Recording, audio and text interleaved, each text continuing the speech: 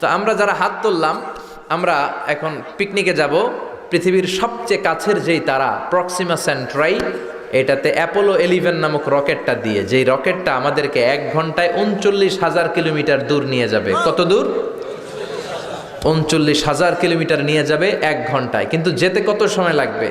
এই রকেটটা দিয়ে আমাদের পৃথিবীর সবচেয়ে কাছের তারায় পৌঁছতে 1,15,000 বছর লেগে যাবে। ঘন্টায় 39,000 কিলোমিটার বেগে ছোটার পরেও 1,15,000 বছর লাগবে। আল্লাহ যদি বলে, যা আজহারি, তুই যখন শখ করছিস একটা, তোরে আর যারা হাত তুলছে তোদের সবাই 1,15,000 বছর হায়াত দিয়ে দিলাম। তো যদি দিয়ে দেয় তাহলে আপনারা মরে ভূত হয়ে যাবেন। আমরা যাইতেই থাকবো, যাইতেই থাকবো। আমাদের নাতি পুতি সতি লতি ক্ষতি সব মরতে মরতে মরতে মরতে মরতে মরতে মরতে মরতে মরতে মরতে মরতে মরতে মরতে মরতে মরতে মরতে মরতে মরতে 6,000 জেনারেশন মরে যাবে। আমাদের 6,000 প্রজন্ম যখন মরে ভূত, তখন আমাদের নামার সময় হবে।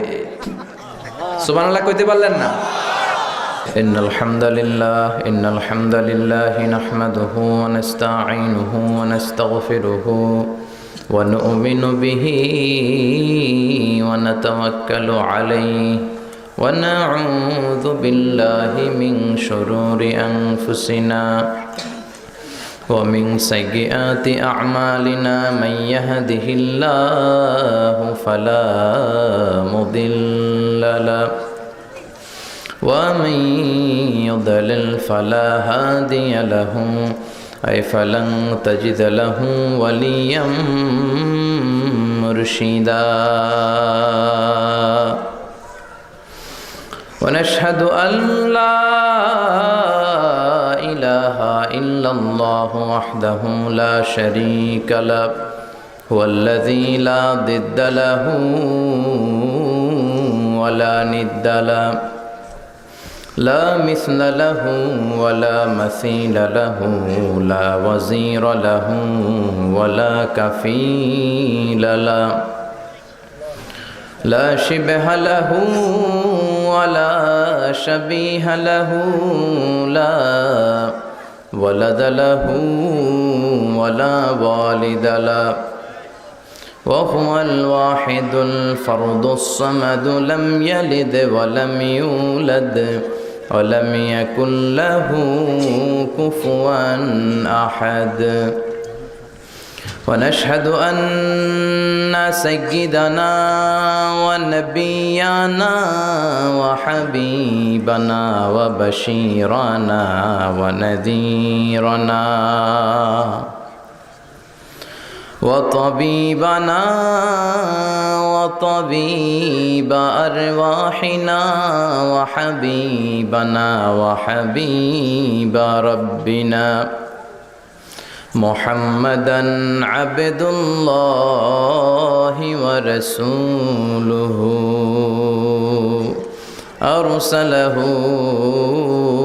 بالحق بشيرا ونذيرا وداعيا إلى الله بإذنه وسراجا منيرا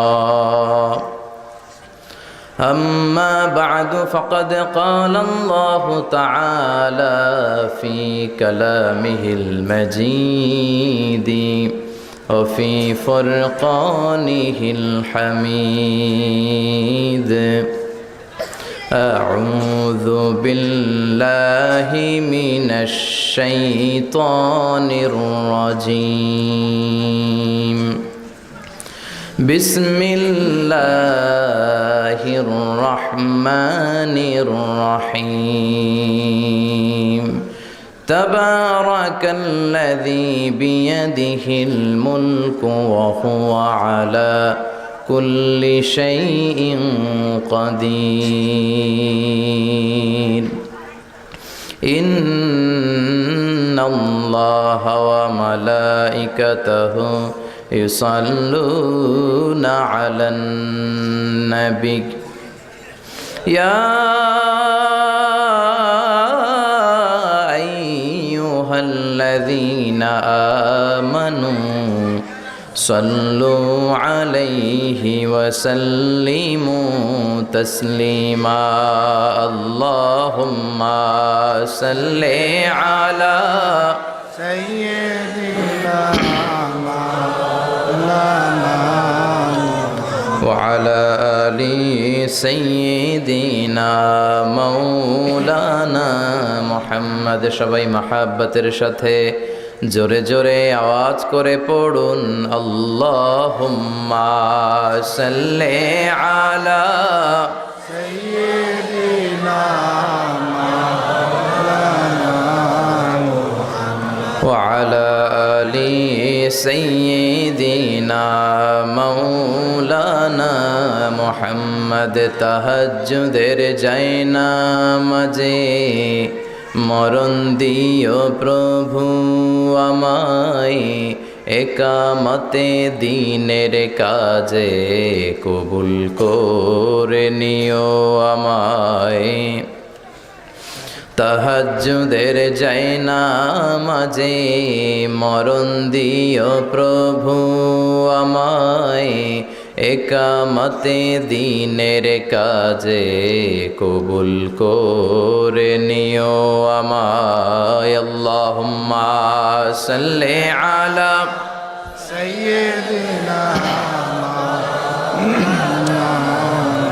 وعلى آل سيدنا مولانا محمد ওগো রাসূল প্রিয় রাসূল প্রাণের রাসূল ওগো রাসূল প্রিয় রাসূল প্রাণের রাসূল তোমারই জন্যে এ বিশ্বে মোরা আলো পেয়েছি পেয়েছি কুল ওগো রাসূল প্রিয় রাসূল প্রাণের রাসূল ওগো রাসূল প্রিয় রাসূল প্রাণের রাসূল আল্লাহুম্মা সাল্লি আলা سيدنا مولانا وعلى آل سيدنا مولانا محمد لا إله إلا الله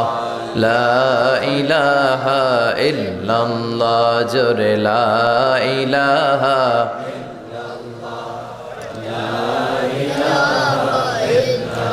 سبحان الله الحمد لله لا إله إلا الله سبحان الله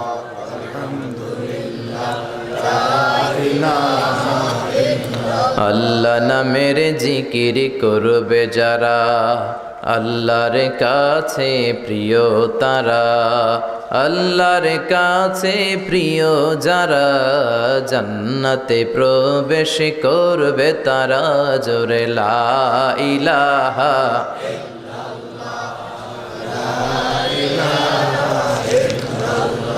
লা ইলাহা ইল্লাল্লাহু মুহাম্মাদুর রাসূলুল্লাহ সাল্লাল্লাহু আলাইহি ওয়াসাল্লাম বিসমিল্লাহির রহমানির রহিম পরম করুণাময় অসীম দয়ালু আল্লাহ তাআলার নামে শুরু করছি আমরা আমাদের সব ভালো কাজ একজনের নামে শুরু করি তিনি কে আল্লাহ আরো জোরে বলেন তিনি কে আল্লাহ আল্লাহর নামে কাজ শুরু করলে বরকত আছে না নাই রহমত আছে না নাই আর আল্লাহর নাম বাদ দিয়ে যদি কাজ শুরু করেন ওই কাজে কোনো রহমত নাই কোনো বরকত নাই এজন্য আল্লাহ নামের জিকির করলেই আল্লাহর নাম নিয়ে কাজ শুরু করলেই অন্তরের জ্বালা মিটিয়ে দেয় কে जो तो मिटाना चाहे जीवन का तृष्णा सुबह शाम बोल बंदे कृष्णा कृष्णा कृष्णा হিন্দুরা এই কৃষ্ণা কৃষ্ণা জিকির করে ওদের অন্তর ঠান্ডা করার জন্য কিন্তু আমরা কি কৃষ্ণার জিকির করি আমরা জিকির করি কার আমরা বলি जो तो मिटाना चाहे जीवन का जाला सुबह शाम बोल बंदे अल्लाह अल्लाह अल्लाह ঠিক কি না আমরা আমাদের অন্তরের জ্বালা মিটানোর জন্য এক সত্তার জিকির করি তিনি কে কেউ যেটা পারে না পারে কে কেউ যেটা বুঝে না বুঝে কে কেউ যেটা শোনে না শোনে কে সে আল্লাহ তাআলার নামে আমরা সব কাজ শুরু করব সব কাজের আগে আমরা বিসমিল্লাহির রহমানির রহিম বলবো রাজি আছেন তো সব কাজের আগে বিসমিল্লাহির রহমানির রহিম ছেলে মেয়েদেরকে এগুলো শিখাবেন কাজ শুরু করার আগে বিসমিল্লাহ খাওয়া শুরু করার আগে বিসমিল্লাহ, খাওয়ার পরে আলহামদুলিল্লাহ। এখন থেকেই যদি এগুলো না শিখান, আপনি মরে গেলে যে ইন্নালিল্লাহ পড়তে হবে এটাও জানবে না, ঠিক কি না? এজন্য গ্রাম বাংলায় একটা কথা বলে যে কাঁচা না নোয়ালে বাস, পাকলে করে। কথাটা কিন্তু অনেক দামি কথা, ফেলে দেওয়ার মতো কথা না। ছোট্টবেলা থেকেই যা শিখানোর শিখাবেন। এই তাকওয়া নামক সফটওয়্যার যদি ছেলে মেয়েদের মাথায় ছোট্টবেলায় ইনস্টল করে দিতে পারেন, এই ছেলেগুলো আর ডাকাত হবে না, চাঁদাবাজ হবে না, রংবাজ হবে না, এগুলো আর পিচ্ছি হান্নান কালা জাহাঙ্গীর হবে না, এগুলো আর লতিফ সিদ্দিকির মতো আউলা ঝাউলা মন্ত্রী হবে না। চিল্লা এখন ঠিক কিনা? শুরু থেকে যদি ইসলাম শিখান, ভদ্রতা শিখান, কোরআন শিখান, এই ছেলেগুলো নামাজি হবে, এই ছেলেগুলো আল্লাহওয়ালা হবে, এই ছেলেগুলো ভদ্র হবে। চিল্লায় বলেন ঠিক কিনা? এজন্য ছোট্টবেলা থেকেই যা শিখানোর শিখাবেন। ইসলাম বলে তোমার ছেলে মেয়ে জন্মগ্রহণ করেছে, ওর কানে তুমি আজান দিয়ে দাও। এখনো ওর আমল নামা শুরু হয় নাই, কিন্তু কানের সামনে আজান দিয়ে ইসলামটা তুমি তার কাছে তুলে ধরো। সুবহানাল্লাহ পড়বেন না? তোমার ছেলের বয়স যখন 7, তখন তার আকিকা করে দাও, তার সুন্দর একটা নাম রেখে দাও, তার মাথার চুল ফেলে দাও। আর একটু বড় হলে কোরআন শিখিয়ে দাও। বয়স যখন 7-এ উপনীত হয়ে যায়, সালাতের জন্য আদেশ করো। সালাতের অর্ডারের দরকার আছে না নাই? সালাতে কায়েম করো, সালাতে কায়েম করো, হবে সম্মানী তুমি, হবে জান্নাতি তুমি, হবে সম্মানী তুমি, হবে জান্নাতি তুমি। দিবে কাল হাসরে শীতল ছায়া আরশে আজিম, রব্বিয়াল আলা, রব্বিয়াল আযীম, রব্বিয়াল আলা, রব্বিয়াল আযীম। ঠিক কি না? মরু সিবিয়ানাকুম বিসসালাতি ওয়া হুম 7 সিনিন ওয়াদরিবুহুম আলাইহা ওয়া হুম 10 সিনিন। ছেলে মেয়েদের বয়স যখন 7 হয়, নামাজের আদেশ দাও। বয়স যখন 10 হয়, নামাজের জন্য শাসন করো, পিটাও দরকার হলে। তো 7 বছর বয়স থেকে যদি সালাতের দাওয়াত আপনি শুরু করে দেন, ছেলেকে নাসিহাত করেন, 8, 9, 10 হওয়ার আগেই ছেলে পাক্কা নামাজি হয়ে যাবে। ঠিক কিনা? এজন্য ছেলে মেয়েদেরকে সালাতের আদেশ করবেন। বাবা যারা এসেছেন, এটা আপনাদের কাঁধে আল্লাহর দেয়া দায়িত্ব। যদি পালন না করেন, আল্লাহর বিচারের ট্রাইব্যুনালের, সুপ্রিম কোর্টের কারাগারে সেদিন সেই আদালতে আল্লাহ আপনাকে আসামির কাতারে দাঁড় করায় দিবে। চিল্লা এখন ঠিক কিনা? ছেলে মেয়েদেরকে নামাজের ব্যাপারে সচেতন করেন, স্পেশালি এট ফজর টাইম। ফজরের সময় উঠাতে হবে, কারণ ফজর হচ্ছে দিনের খুঁটি, দিনের ভিত্তি। ফজরের নামাজ পড়তে পারেন নাই মানে শয়তানের সাথে যুদ্ধে আপনি হেরে গেলেন, আপনি পরাজিত সৈনিক, আপনি হারার মাধ্যমে দিন শুরু করলেন। আর ফজর যদি জামাতে পড়তে পারেন, বিজয়ের ঝান্ডা আপনার হাতের মধ্যে তুলে দিবে কে? অনেকে বলে হুজুর আদরের ছেলে তো ফজরের সময় ঘুমায়, হুজুর ঘুমায়, 9টার দিকে উঠে, 10টার দিকে উঠে, এরকম আছে না নাই? তো ফজরের সময় যদি ভূমিকম্প হয় তখন কি করবেন? ফজরের সময় যদি ঘরে আগুন লাগে, হুজুর আদরের ছেলে তো আগুন লাগছে, কি হয়েছে, একটু ঘুমাক, এরকম বলবেন? ডাকতে হবে, নামাজের আদেশ দিতে হবে। আগে নামাজ, পরে অন্য কাজ। এজন্য আমরা বলি, teach your children the holy Quran, the holy Quran will teach your children everything. আপনি আপনার ছেলের শুধু কোরআনটা শিখাইয়ে দেন, এই কোরআন আপনার ছেলের গোটা বিশ্বটা শিখাইয়ে দিবে। সুবহানাল্লাহ কইবেন না? আপনার ছেলে যে কোনো পেশায় চাক না, সে যেতে পারে। He can be a doctor, he can be an engineer, he can be a pilot, he can be a politician, he can be a psychiatrist, he can be a business magnate, but he need to know how to recite the holy Quran. সে ডাক্তার হোক, engineer হোক, pilot হোক, সমাজপতি হোক, সে ব্যবসায়ী হোক, সে জনপ্রতিনিধি হোক, কোনো সমস্যা নাই, that's not a big issue, but he need to know how to recite the Quran. তাকে জানতে হবে কেমন করে কোরআন পড়তে হয়, তাকে জানতে হবে কেমন করে সালাত আদায় করতে হয়। চিল্লায় বলেন ঠিক কিনা? এর জন্য আগে কোরআন, পরে অন্য জ্ঞান। এখন থেকে যদি না শিখান, বড় হয়ে গেলে কথা শুনবে না। এই যে কুমাররা মাটি দিয়ে অনেক কিছু বানায়, ঠিক কিনা? একই নরম কাদা মাটি দিয়ে গ্লাস বানায়, প্লেট বানায়, এরপরে পুতুল বানায়। কিন্তু এটা যদি শক্ত হয়ে যায়, আগুনে পোড়ার পরে যখন লাল হয়ে যায়, এটা দিয়ে কিছু বানানো যাবে? বানাতে গেলে কি হবে? কথা বলেন, ভেঙে যাবে। এখন কাদামাটির মতো আছে, ছোট্ট। এখনই যা শিখাবেন এটাই আজীবন শিখবে। ছাগলের পেট থেকে বেরোলেই ওইটা ছাগল হয়, গরুর পেট থেকে বেরোলে ওইটা গরু, মুরগির পেট থেকে বেরোলেই ওইটা মুরগি। কিন্তু মানুষের পেট থেকে বেরোলেই ওটা মানুষ হয় না, ওইটারে মানুষ বানাতে হয়। চিল্লায় বলেন ঠিক কিনা? অনেক সময় মাহফিলের পরে আমাদের কাছে পানি নিয়ে আসে। এক লোক বলতেছে, হুজুর দোয়া পড়ে ফু দেন। কি সমস্যা? আমার ছেলে কথা শুনে না। তো ছেলের বয়স কত? কয় 30। আমি কই সর্বনাশ, অনেক দেরি হয়ে গেছে, এখন তো পানি পড়ায় কাজ হবে না। শুধু পানি পড়া না, আমারে মেশিনে ঢুকাইয়া বাইটা খাওয়াই দিলেও কাজ হবে না। কারণ ওই যে কাঁচা না নোয়ালে বাস পাকলে করে। এখন থেকেই যা শিখানোর শিখাবেন, ভদ্রতা, নম্রতা, সামাজিকতা শিখাবেন। অনেক সময় ছেলেমেয়েরা সামাজিকতা জানে না, আনসোশাল, কোথায় কি বলতে হয়, কেমন করে বলতে হয়, কোন শব্দ চয়নে বলতে হয়, এগুলো জানে না। এগুলো শিখাবেন। মানুষের সাথে কিভাবে মিশতে হয়। You should be people oriented. আপনি জনবিচ্ছিন্ন হওয়া ঠিক না। বাবা তুমি মিলেমিশে সবার সাথে একসাথে চলবে, এটা শিখাবেন। রাস্তা দিয়ে তুমি স্কুলে যাচ্ছ, 500 টাকার কচকচে নোট পড়ে আছে, তোমার নজরও দেওয়ার দরকার নেই, ঠিক কিনা? রাস্তা দিয়ে হেঁটে যাচ্ছ, আম বাগানে আম পেকে আছে, টুপ করে একটা আম নিয়ে ব্যাগে ভরে বাসায় চলে আসলা, কেউ দেখে নাই, দেখলো কে? এই সেন্স অফ অ্যাকাউন্টেবিলিটি, জবাবদিহিতার ভয় যদি ছেলে মেয়েদের মাথায় ছোট্টবেলা থেকে ঢুকায় দিতে পারেন, ছেলেগুলো আল্লাহওয়ালা হবে, নামাজি হবে, ভদ্র হবে, সৎ মানুষ হবে, ঠিক কিনা? এজন্য ছেলে মেয়েদেরকে ছোট্টবেলা থেকেই ইসলাম শিখান, কোরআন শিখান।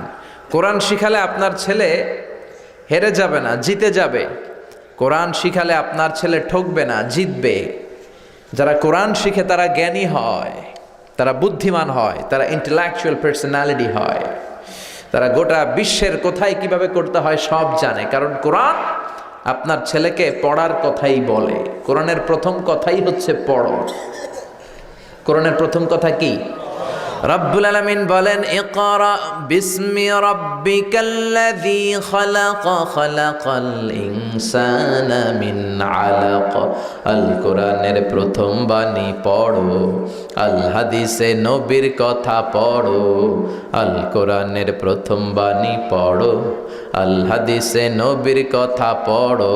পড়ে পড়ে শেখো, শিখে শিখে তুমি তোমার নিজের জীবন গড়ো।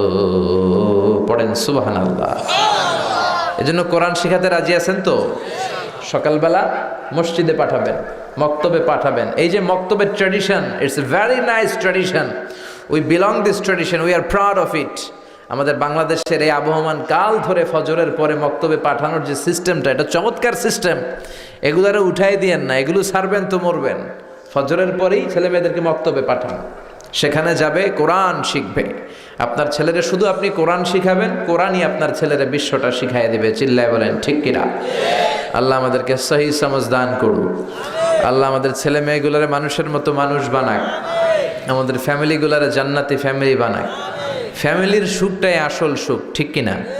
আপনি কোটিপতি, 1000 কোটি টাকার মালিক হইলেই যে একেবারে সুখে গদগদ এমন নাও হতে পারে। আপনি দূর থেকে দেখতে পারেন যে কত টাকা, হ্যাঁ, কত দামি বাড়ি গাড়ি, কত তার ব্যাংক ব্যালেন্স, তার দাপট, কিন্তু ঘরের ভিতরে শান্তি নাও থাকতে পারে। একটা কথা খেয়াল রাখবেন, টাকা যদি অনেক হয়, টাকা দিয়ে গাড়ি কিনা যায়, বাড়ি কিনা যায়, কিন্তু সুখ কিনা যায় না। যদি অনেক টাকার মালিক হন, বালিশ কিনা যায়, জাজিম কিনা যায়, কম্বল কিনা যায়, কিন্তু ঘুম কিনা যায় না। ঘুম কিনা যায়? আপনাদের সুলাস বাজারে তো ঘুম কিনা যায় নাকি? আপনি ডাক্তারের কাছে যাই বলতে পারবেন, ডাক্তার সাহেব আমার 5000 টাকার ঘুম দেন। ডাক্তার ধুর মিয়া, আমারই রাতে ঘুমে ধরে না, তোমার কি ঘুম দিব আমি 5000 টাকা, যাও মিয়া। তো টাকা হলে বালিশ কিনতে পারবেন, জাজিম কিনতে পারবেন, কিন্তু ঘুম তো কিনতে পারবেন না। টাকা হলে গাড়ি কিনা যাবে, বাড়ি কিনা যাবে, সুখ কিনা যাবে। সুখ আছে কোরআনে। সুখ আছে কোথায়? কোরআনে সুখ আছে, শান্তি আছে, আপনার জীবনের সমস্যার সমাধান আছে, ঠিক কিনা? সমাধান চাও যদি জীবনে, মরণে ফিরে যাও, খুঁজে নাও, চোখ রাখো কোরআনে। পারেন না আপনারা? পড়েন, সমাধান চাও যদি জীবনে, মরণে ফিরে যাও, খুঁজে নাও, চোখ রাখো কোরআনে। If you want the solution this dunya and akhira, go back, have a look to the holy Quran. ঠিক কি না? এজন্য সমাধান আপনাকে কোরআন দিবে। কোরআন হচ্ছে it's a problem solving methodology, it's not a problem creating methodology. কোনো প্রবলেম ক্রিয়েট করে না কোরআন, কোথাও যদি প্রবলেম হয়ে যায় এটাকে সলভ করে দিতে জানে কোরআন। সুবহানাল্লাহ পড়বেন না? তো এই জন্য এই সমস্ত হাফিজি মাদ্রাসাগুলোতে ছেলে মেয়েদেরকে দিতে হবে। আমাদের হাফেজরা কিন্তু বিশ্ব সেরা। আমি প্রায় জায়গায় গল্প করি, হাফেজ জাকারিয়া, তারিক, নাজমুস সাকিব, ফজলে রাব্বি আদেল, এদের কারণে বিশ্ব আমাদেরকে চিনে। একটা সময় বাংলাদেশকে শুধু চিনতো আমাদের সেনাবাহিনীর কারণে, পিস কিপিং মিশনের কারণে। আমাদের সেনাবাহিনী আবার খুব নাম কুড়িয়েছে আফ্রিকাতে। আবার চিনতো আমাদের গার্মেন্টের কারণে, আমাদের পোশাক খুব মোলায়েম। আমরা যমুনা ফিউচার পার্কে গেলে দেখি made in Switzerland, made in America খুঁজি, কিন্তু বারাক ওবামা কাপড় কিনতে গেলে ও খোঁজে মেড ইন বাংলাদেশ। বাংলাদেশের কাপড় কই আছে ওটা দেখে দেখে সে পড়ে। ডোনাল্ড ট্রাম্প তার নির্বাচনী প্রচারণায় একটা লাল কালারের ক্যাপ পরেছিল। ওই ক্যাপে তার স্লোগান ছিল মেক আমেরিকা গ্রেট অ্যাগেইন, আমেরিকাকে আবার গ্রেট বানাও। তো তার ক্যাপটাও মেড ইন বাংলাদেশ, আমাদের বাংলাদেশের শ্রমিকরা বানিয়েছে। সুবহানাল্লাহ বেরোয় না মুখ দিয়ে। তো এই কাপড়ের কারণে চিনতো, মিলিটারির কারণে চিনতো, আবার চিনতে শুরু করেছে ভাষার কারণে। 21 ফেব্রুয়ারিতে এখন ইন্টারন্যাশনাল মাদার ল্যাঙ্গুয়েজ ডে, আমাদেরকে চিনে। এরপরে টঙ্গীর ইজতেমার কারণে আমাদেরকে চিনে। অনেক সময় আমরা বলি আমরা বাংলাদেশের, কোন বাংলাদেশ? তখন যদি বলি ইজতেমা, ইজতেমা, ও ইজতেমা, টঙ্গীর ইজতেমা, তখন আবার চিনে। বুঝতে পেরেছেন? এরপরে হাফেজদের কারণে চিনে। আমাদের হাফেজরা এখন গোটা বিশ্বে 1 নাম্বার হাফেজ, র্যাঙ্কিংয়ে 1 নাম্বার পজিশন তারা হোল্ড করেছে। এবং আমাদের হাফেজরা যদি কোনো ইন্টারন্যাশনাল কম্পিটিশনের চেয়ারে বসে, তাদেরকে প্রশ্ন করে আটকাতে পারে, এরকম কোনো বিচারক আল্লাহর জমিনে পয়দা হয় নাই। এরপরে আরেকটা জিনিসের কারণেও চিনে, আমাদের দুর্নীতির কারণে। করাপশন আছে না নাই? সবাই কয় হুজুর তো এতক্ষণ ভালো লাইনে আসিল, এখন আবার কোন লাইন ধরলো? দুর্নীতি আছে না নাই? জোরে বলেন। আমাদের দেশের প্রত্যেকটা সরকারি অফিসের রন্ধ্রে রন্ধ্রে দুর্নীতি। আমরা আলহামদুলিল্লাহ 3 বার চ্যাম্পিয়ন হয়েছি দুর্নীতিতে। 3য় বার আমাদের সাথে যুগ্মভাবে চ্যাম্পিয়ন হয়েছে হাইতি। এই স্বাধীনতার স্থপতি বঙ্গবন্ধু শেখ মুজিবুর রহমান অনেক চেষ্টা করছে দুর্নীতি বন্ধ করার জন্য, কিন্তু পারে নাই। পারবে কেমনে? উনি যে দল গঠন করছে ওই দলের লোকদের মধ্যে দুর্নীতিবাজ আছে, আছে না নাই? শুধু এই দল না, প্রত্যেক দলের ভিতরেই দুর্নীতিবাজ। আমরা যাবো কই? আমাদের তো নতুন কোনো অপশন নাই। সরকার আসে, সরকার যায়, দেশের চেহারা পাল্টায় না। এজন্য আমাদের প্রিয় নেতা বঙ্গবন্ধু শেখ মুজিবুর রহমান খুব আফসোস করে বলেছিলেন, কোন দেশ পায় তেলের খনি, কেউ পায় গ্যাসের খনি, কেউ পায় সোনার খনি, আমি পাইছি চোরের খনি। বাড়িয়ে বললাম না তো? 1973 সাল, স্বাধীনতার 2 বছর পরের ঘটনা। বাংলাদেশে প্রচণ্ড শীত, হাড় কাঁপানো শীতে উত্তরবঙ্গের বুড়াগুলা মরতে আরম্ভ করছে। বঙ্গবন্ধু গোটা বিশ্বের নেতাদেরকে আহ্বান করে বললেন, আমার দেশের শীতে মানুষ মরে, আপনারা কম্বল পাঠান। আন্তর্জাতিক সহায়তার অংশ হিসেবে কম্বলের প্লেন আসতে শুরু করলো, কার্গো বিমান দিয়ে কম্বল আসতে আসতে আসতে আসতে 7.5 কোটি কম্বল আসলো। বঙ্গবন্ধু আফসোস করে বললেন, 7.5 কোটি বাঙালি, 7.5 কোটি কম্বল, আমার কম্বল কই? নিজেই কম্বল পায় নাই। এজন্য উনি চেষ্টা করেছে, কিন্তু অনেক মন্ত্রীদের কারণে দুর্নীতি বন্ধ হয় না। আফসোসের সাথে বলতে হয়, আমাদের অর্থমন্ত্রী বলে 1,500 কোটি টাকা কোনো টাকাই না, এটা কোনো ব্যাপারই না। আবার ঘুষের একটা নতুন নাম উনি আবিষ্কার করছে, স্পিড মানি। উনি বলতেছে ঘুষ হচ্ছে স্পিড মানি, ঘুষ খাইলে কাজের স্পিড বাড়ে। আবার শিক্ষামন্ত্রীও কম যান না, উনি গত মাসে বললেন ঘুষ খান, তবে সহনীয় মাত্রায় খান। আছে না নাই? মানুষ পাগল হইলে বান্ধে রশি দিয়া, রশি পাগল হইলে বানবেন কি দিয়া? ছোটবেলা শুনছি সর্ষে দিয়ে নাকি ভূত তাড়ায়, এখন সর্ষের ভিতরে ঢুকছে ভূত। बर्बादे गुलिस्तान के लिए एक ही उल्लू काफी है, गुलिस्तान की हर शाख में उल्लू बैठे हैं, फिर अंजाम में गुलिस्ता क्या होगा? चिल्लाए कोन ठीक किना? একটা ফুলের বাগান নাকি তছনছ করে দিতে একটা হুতুম পেঁচাই যথেষ্ট। এখন ফুল বাগানের গাছে গাছে, শাখায় শাখায়, ডালায় ডালায় হুতুম পেঁচা। ফুল বাগানের নসিবে কি আছে আল্লাহ ছাড়া কেউ জানে না। 1971 সালের 9 মাসের রক্তক্ষয়ী যুদ্ধের মধ্য দিয়ে আল্লাহ বাংলাদেশ নামক এক ফুল বাগান আমাদেরকে দিয়েছে। এজন্য কোনো দুর্নীতিবাজদের হাতে এই ফুল বাগানকে ছেড়ে দেওয়া যাবে না। চিল্লায় বলো ঠিক কি না? এই বাংলার জমিনে কোরআনের আইনের দরকার আছে না নাই? কোরআনের আইন চালু হয়ে গেলে একটা দুর্নীতিবাজও থাকবে না। কোরআন কি দুর্নীতির পক্ষে না বিপক্ষে? আমাদের এদেশের 17 কোটি মানুষের প্রধানমন্ত্রী, আমাদের প্রিয় মাননীয় প্রধানমন্ত্রী শেখ হাসিনা অনেক চেষ্টা করে যাচ্ছেন দুর্নীতি বন্ধ করার জন্য, পারতেছে না। দুদক হয়ে গেছে ল্যাংড়া দুদক। ওই দুদকের ভিতরে দুর্নীতি আছে না নাই? তো এই জন্য শুধু দুদক দিয়ে দুর্নীতি বন্ধ করা যায় না। দুর্নীতি বন্ধ করার জন্য আল্লাহ একটা কিতাব পাঠিয়েছে। কিতাবটার নাম কি? চিল্লায় বলেন কি নাম? এই কোরআনের আইন বাংলাদেশে চালু হোক আমরা চাই। চাই। কোরআনের আইনের বিরুদ্ধে কোনো আইন হইলে আমরা মানব? কথা বলেন মুসলমান, আমরা মানব? যেই কোরআনকে আল্লাহ আমাদের নাজাতের জন্য পাঠালেন, ওই কোরআনরে গালি দেয় এরকম বেয়াদব বাংলার জমিনে আছে না নাই? এদের সাথে আমাদের কোনো সম্পর্ক। নতুন এক নাস্তিকের পয়দা হয়েছে, নাম আসাদ নূর। ফেসবুকে লাইভে এসে বলেছে আমি প্রতিদিন সকালে কোরআনের উপরে পেশাব করব। এটা কি মানুষ? ন মানুষ। এটা জাহান্নামের নরকী, এটার পিতৃ পরিচয়হীন জারদ সন্তান। জোরে কোন ঠিক কিনা? মাননীয় প্রধানমন্ত্রীর উচিত এই বেয়াদবটাকে শুক্রবারে জুমার নামাজের পর বাইতুল মোকাররমের স্কয়ারে লক্ষ মানুষের সামনে ফাঁসির রশিতে ঝুলিয়ে দেয়া। ইংল্যান্ডের আরেক বেয়াদব মুফাসসিল ইসলাম, সে শেল্টার দিচ্ছে লন্ডন থেকে এই বেয়াদবটাকে। গভর্নমেন্টের উচিত ইন্টারপোলের পুলিশের মাধ্যমে ওই বেয়াদবটাকেও ধরে আনা। আমরা এই কোরআনের জন্য পাগল। আমরা কোরআন নিয়ে বাঁচতে চাই, মরতে চাই। রাজি আছে মুসলমান? কারা কারা রাজি? দু হাত উঁচু করে আল্লাহর দেখা। লিল্লাহে তাকবীর, লিল্লাহে তাকবীর। এজন্য কোরআনের আইন চালু হলে আর দুর্নীতি থাকবে? কথা বলেন। দুর্নীতি থাকবে না, সুদ থাকবে না, ঘুষ থাকবে না, চাঁদাবাজি থাকবে না, টেন্ডারবাজি থাকবে না, খাদ্যে কেউ ভেজাল দিবে না, মাছে কেউ ফরমালিন দিবে না, ওজনে কেউ কম দিবে না, ইফটিজিং করার সাহস কেউ পাবে না। চিল্লায় বলেন ঠিক কিনা? এজন্য এই কোরআনের জন্য সবকিছু করতে রাজি আছেন তো? শুধু স্লোগানে নাকি ময়দানেও? স্লোগানে, ময়দানে, সব জায়গায় থাকার দরকার আছে না নাই? আল্লাহ আমাদেরকে তুমি কবুল করে নাও। দুর্নীতিমুক্ত বাংলাদেশ উপহার দাও। বাংলাদেশটাকে তুমি তোমার বরকত দিয়ে সিক্ত করে দাও। এজন্য সব জায়গায় আমরা বিসমিল্লাহির রহমানির রহিম দিয়ে কাজ শুরু করব। আর ছেলে মেয়েদেরকে এই ইসলামী কৃষ্টি, কালচার, তাহজিব, তামাদ্দুন শিখাতে হবে। না শিখালে ওরা শিখতে পারবে না। আর না শিখালে আপনিও আল্লাহর পাকড়াও থেকে ছাড়া পাবেন না। আল্লাহর সিস্টেম হচ্ছে আল্লাহ ধরে না, ধরে না, কিন্তু ধরলে ছাড়ে না। ধরে ধরে ধরে না, ধরলে আল্লাহ। বিশ্বাস হয়? বিশ্বাস হয়? রাজা মেহার আদর্শ এতিমখানা ও হাফিজিয়া মাদ্রাসার উদ্যোগে বার্ষিক তাফসিরুল কোরআন ও দোয়ার মাহফিল 24 জানুয়ারি 2018 বুধবার বাদ আসর হতে আপনাদের এই প্রোগ্রাম। সভাপতি আলহাজ মোহাম্মদ ফজলুল হক সাহেব, চেয়ারম্যান তানজিমুল মিল্লাত ট্রাস্ট, রাজা মেহার, কুমিল্লা। উনি আসতে পারে নাই না?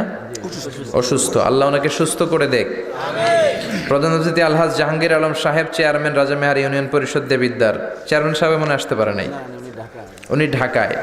আমরাও সবাই ঢাকা চলে যাই, চলেন। অনেক জায়গায় প্রধান অতিথিরা থাকে না, আসলে ব্যস্ত থাকে তো। জনপ্রতিনিধিদের অনেক কাজ, অনেক দায় দায়িত্ব, এগুলো ছাড়তেও পারে না। আবার ওনাদের নাম না দিলেও হয় না, একটা বরকতেরও দরকার আছে না নেই? তো আল্লাহ তাদেরকে কবুল করুক। আরো জোরে পড়েন আমিন। আমাকে রেখেছেন প্রধান বক্তা, আপনাদের শুকরিয়া। অনেক কিছু লাগাইছেন আমার নামের আগে, মাশাআল্লাহ। আপনারাও কম না। আন্তর্জাতিক খ্যাতি সম্পন্ন। অনেক জায়গায় লেখে বাতিলের আতঙ্ক, এরপরে লেখে সারা পৃথিবী কাঁপায় দিছে। বাংলাদেশই কাঁপে না, সারা পৃথিবী নাকি কাঁপায় দিছে। এগুলো খুব খারাপ, অতিরিক্ত তোষামোদি ঠিক না। বিশ্বনবী ছিলেন the amazing personality ever in the world, পৃথিবীর সবচেয়ে শ্রেষ্ঠ ব্যক্তিত্ব। ওনার নামের আগে অতিরিক্ত টাইটেল নাই, এক শব্দে নাম মোহাম্মদ, মিম হা মিম দাল। কি নাম? বললেই কলিজাটা ঠান্ডা হয়ে যায়।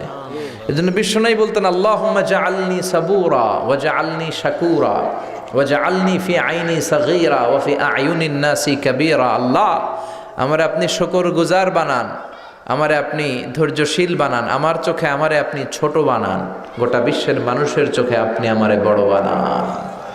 এজন্য নিজের চোখে নিজে ছোট থাকবেন, তাহলে গোটা বিশ্বের চোখে আপনারে বড় করে দিবে কে? আর নিজের চোখে যদি নিজে বড় হইতে চান, শেষ, আমও শেষ, সালাও দুনিয়া শেষ, আখিরাতও শেষ। এজন্য বড় হওয়া যাবে না। বড় আল্লাহ করবে। নিজে বড় বড় বলা যাবে না নিজেকে, আমি বড় বাহাদুর, আমি লাট সাহেব, আমি অমুক, আমি আলহাজ। আবার আমাদের সমাজে আলহাজ নাম না লাগালে হাজিরা চেতে যায়, আছে না নাই? এটাও খুব খারাপ। বিশ্বনবী বলেছেন, আর শিরকুল আসগার, ছোট শিরকের মধ্যে সবচেয়ে ভয়ঙ্কর হচ্ছে শো অফ, মানে আর রিয়া, লোক দেখানো মনোভাব। এটা এখন মহামারী আকার ধারণ করেছে। আপনি হজ করেছেন কারে খুশি করার জন্য, তো আলহাজ লাগাতে হবে কেন? তাইলে আপনি নামের আগে মুসল্লি লাগান না কেন? আপনি তো নামাজও পড়েন। আপনার নাম হওয়া দরকার আল মুসল্লি, আল হাজ, আল মুজাক্কি, আর সায়েম, কুতুবুদ্দিন। মানে নামাজ পড়েন এজন্য আল মুসল্লি, হজ করছেন এজন্য আলহাজ, জাকাত দেন তাই মুজাক্কি, রোজা রাখেন তাই আস-সায়েম। তো ওগুলো লাগান না কেন? এজন্য এই লোক দেখানো মানসিকতা পরিহার করতে হবে। আপনার কাজের মধ্যে যদি রিয়া ঢুকে যায়, ওইটা আল্লাহ অ্যাকসেপ্ট করে না। চিল্লায় কোন ঠিক কিনা? আল্লাহ এই লোক দেখানো মনোভাব থেকে আমাদেরকে তুমি বাঁচাও। তো বিশ্বনবী অল্প কথা পছন্দ করতেন, নিজে কথা বলতেনও কম। জাওয়ামিউল কালিম, বিশ্বনবীর কথাগুলোকে বলা হয় জাওয়ামিউল কালিম। কথা কম, কিন্তু এটার ইনফ্লুয়েন্স, ইম্প্যাক্ট মানুষের হৃদয়ের মধ্যে ছিল পাহাড় সমান। বিশ্বনবী ছোট্ট ছোট্ট শব্দ বলতেন, বাক্য বলতেন, ওইটার ব্যাখ্যা করতে গেলে 10 ভলিউম 20 ভলিউমেও শেষ হয় না। আজও বিশ্বনবীর কথা নিয়ে রিসার্চ হয়, পিএইচডি হয়। আমি এমফিল করেছি এমব্রয়োলজির উপর, ভ্রূণ তত্ত্ব, how the little embryo develops in mother's womb. মায়ের পেটে বাচ্চার ছোট্ট ভ্রূণটা কেমন করে ডেভেলপ করে, বিশ্বনবীর হাদিসে এই কথা আছে না নাই? আমরা সবাই ছিলাম a very little sperm drop, then the blood clot, and then finally the little flash. ছোট্ট নাপাক পানি, সেখান থেকে জমাটবদ্ধ রক্ত, সেখান থেকে আমরা হলাম এক টুকরা গোশত মায়ের পেটে। তারপরে আল্লাহ গোশতের ভেতরে আমাদের স্কেলিটন ঢুকায় দিলেন, আমাদের মাথার স্কাল দিলেন, আমাদের হেয়ারিং সিস্টেম চালু করে দিলেন, আমাদের স্মেলিং সিস্টেম চালু করে দিলেন, আমার একটা স্পাইনাল কর্ড দিলেন, আমাকে সুন্দর অবয়বে মানুষ করে পাঠালেন। এই সায়েন্টিফিক ইন্ডিকেশনসগুলো আল্লাহর কোরআনে আছে না নাই? জোরে বলেন। এজন্য এই কোরআনের ভুল যারা ধরতে যায়, তাদের নিজেদের জীবনের বড় ভুলটা আল্লাহ ধরিয়ে দেয়। চিল্লা এখন ঠিক কিনা? ডক্টর মরিস বুকাইলি 5 বছর আরবি শিখে কোরআনের ভুল ধরতে চাইছে, তো অনেক চেষ্টা করে ভুল আর খুঁজে পায় নাই। সে বলতে বাধ্য হয়েছে, কোরআনের ভুল ধরতে এসে আমি আমার নিজের জীবনের ভুলটাই খুঁজে পেয়েছি। সুবহানাল্লাহ বাড়িতে যেয়ে বললেন, আর জোরে পড়েন আল্লাহু আকবার। এই জন্য কোরআনের আওয়াজকে থামায় দেয়া যায় না। অনেকে কোরআনের মাহফিলকে বন্ধ করতে চায়, এরকম বেয়াদব আছে না নাই? আপনি কয় মাহফিল বন্ধ করবেন মিয়া? এদিকে 10টা বন্ধ করলে আরেক থানায় 20টা চালু হয়ে গেছে। এক মুফাসসিররে আপনি নিষিদ্ধ করবেন, 10 মুফাসসির পয়দা হয়ে যাবে। এক মুফাসসির কারাগারে তো লক্ষ মুফাসসির ঘরে ঘরে, ঠিক কিনা? কোরআনের আওয়াজকে থামিয়ে রাখা যায় না। ইউরিদুনা লিইউতফিউ নূরাল্লাহ ওয়াল্লাহু মুতিম্মু নূরিহি ওয়ালাউ কারিহাল মুশরিকুন। কাফিররা চায় কোরআনের আলোকে, কোরআনের শক্তিকে থামিয়ে দিবে। আল্লাহ বলে, খবরদার, কিয়ামত পর্যন্ত কোরআনের আলো আমি জ্বালিয়েই দেব। আপনি থামাতে পারবেন না। ইউরোপ আমেরিকাতে এখন বানের পানির মতো লোকজন কালিমা পড়ে মুসলমান হয়। এই নিউজগুলো মেইন স্ট্রিম মিডিয়াগুলোতে আসে না। সিএনএন, তারপর বিবিসি, ব্রিটিশ ব্রডকাস্টিং কর্পোরেশন এগুলো কভার করে না, কারণ এই নিউজগুলো আসলে পুরো পৃথিবীতে কাঁপাকাঁপি শুরু হয়ে যাবে, ঠিক কিনা? আমেরিকাতে প্রথমে কালিমা পড়ে মুসলমান হলো বক্সার মোহাম্মদ আলী। সেই 1960-এর দশকের কথা, গত বছর 2 বছর আগে লোকটা মারা গেল। সে যখন কালিমা পড়ে মুসলমান হলো, পুরো আমেরিকাটা নড়ে চড়ে উঠল। এরপরে আমেরিকাতে আবার কালিমা পড়ে মুসলমান হলো নীল আর্মস্ট্রং। আপনারা তার নাম শুনে থাকবেন, চাঁদে নেমেছিল 1969-এ। অ্যাপোলো 11 দিয়ে এডউইন অলড্রিন, মাইকেল কলিন্সকে নিয়ে নাসার বিজ্ঞানীরা ওরা চাঁদে নেমেছিল। সে চাঁদে নেমে দেখে চাঁদের এই মাথা থেকে ওই মাথা ফাটা। পৃথিবীতে এসে জানতে পারলো বিশ্বনবী নাকি আঙ্গুলের ইশারায় চাঁদকে ফাটিয়েছেন। এই ঘটনাতে প্রভাবিত হয়ে কালিমা পড়ে নীল আর্মস্ট্রং মুসলমান। আমেরিকায় আরেকটা ধাক্কা লাগলো। এবার একটু আগে যে গল্প করলাম, ফ্রান্সের বিখ্যাত সার্জন ডক্টর মরিস বুকাইলি, সেও কোরআন নিয়ে গবেষণা করে আল্লাহ তার চোখ খুলে দিল, সেও কালিমা পড়ে মুসলমান। তার নাম রেখেছে সোলাইমান, আগে ছিল মরিস বুকাইলি, ক্রিশ্চিয়ান, ফ্রেঞ্চ ভাষাভাষীর লোক। এবার ইউরোপে পড়লো আরেক ধাক্কা। এইভাবে সেলিব্রিটিরা কালিমা পড়ে মুসলমান হতে শুরু করলো। পাকিস্তানের ক্রিকেট তারকা ইউসুফ ইওয়ানা 2006 সালে খ্রিস্টান ছেলেটা কোরআনের বাণী শুনে কালিমা পড়ে মুসলমান হয়েছে। নাম রেখেছে মোহাম্মদ ইউসুফ। খোদ আমেরিকার যুবমন্ত্রী জসুয়া এভান্স কালিমা পড়ে মুসলমান। আমেরিকার পপ স্টার মাইকেল জ্যাকসন কালিমা পড়ে মুসলমান। তামিল নায়িকা, ভারতের তামিল নায়িকা মানিকা রেহা মারতিরাজ কালিমা পড়ে মুসলমান, নাম রেখেছে রাহিমা। কি নাম? রাহিমা। নেলসন ম্যান্ডেলার আপন নাতি ম্যান্ডেলা 2016 সালে কালিমা পড়ে মুসলমান। আপনি কয়টা আটকায় রাখবেন? After the Twin Tower attack, the number of Muslim community in United States of America already have been doubled. Twin tower অ্যাটাকের পরে আমেরিকায় মুসলমানের সংখ্যা আগে যা ছিল এখন ডবল হয়ে গেছে। খোদ আমেরিকায় এখন মসজিদের সংখ্যা 3,500। সুবহানাল্লাহ। আরেকটু আসতে বলেন। এজন্য কোরআনের আওয়াজকে কেউ থামায় রাখতে পারবে? ইসলামের বাতিকে নিভায়ে দেয়া যাবে? অসম্ভব। এজন্য আমরা ইসলামের পক্ষে থাকবো। রাজি আছেন? সবাই রাজি? বিশেষ বক্তা রেখেছেন হযরত মাওলানা কারি হাবিবুর রহমান হেলালি, চমৎকার আলোচনা করে বাদ মাগরিব কথা বলেছেন, আল্লাহ কবুল করুক। কথা বলেছেন ওমর ফারুক যুক্তিবাদী সাহেব, আমার আগেই যিনি বললেন না, আল্লাহ ওনাকেও কবুল করুক। কথা বলেছেন মীর আলহাজ আব্দুল কাইয়ুম আবুল কালাম সাহেব। সার্বিক তত্ত্বাবধানে ছিল তানজিমুল মিল্লাত ট্রাস্ট, খুব ভালো। এই সমস্ত ট্রাস্টের উদ্যোগে আপনারা এই চমৎকার প্রোগ্রামগুলো করবেন। গুমতি শিল্পী গোষ্ঠীর ভাইয়েরা সঙ্গীত পরিবেশনা করেছে। যারাই এসেছেন টাকা দিয়ে, পয়সা দিয়ে, বুদ্ধি দিয়ে, পরামর্শ দিয়ে আজকের কোরআনের বাগানকে সফল করলেন।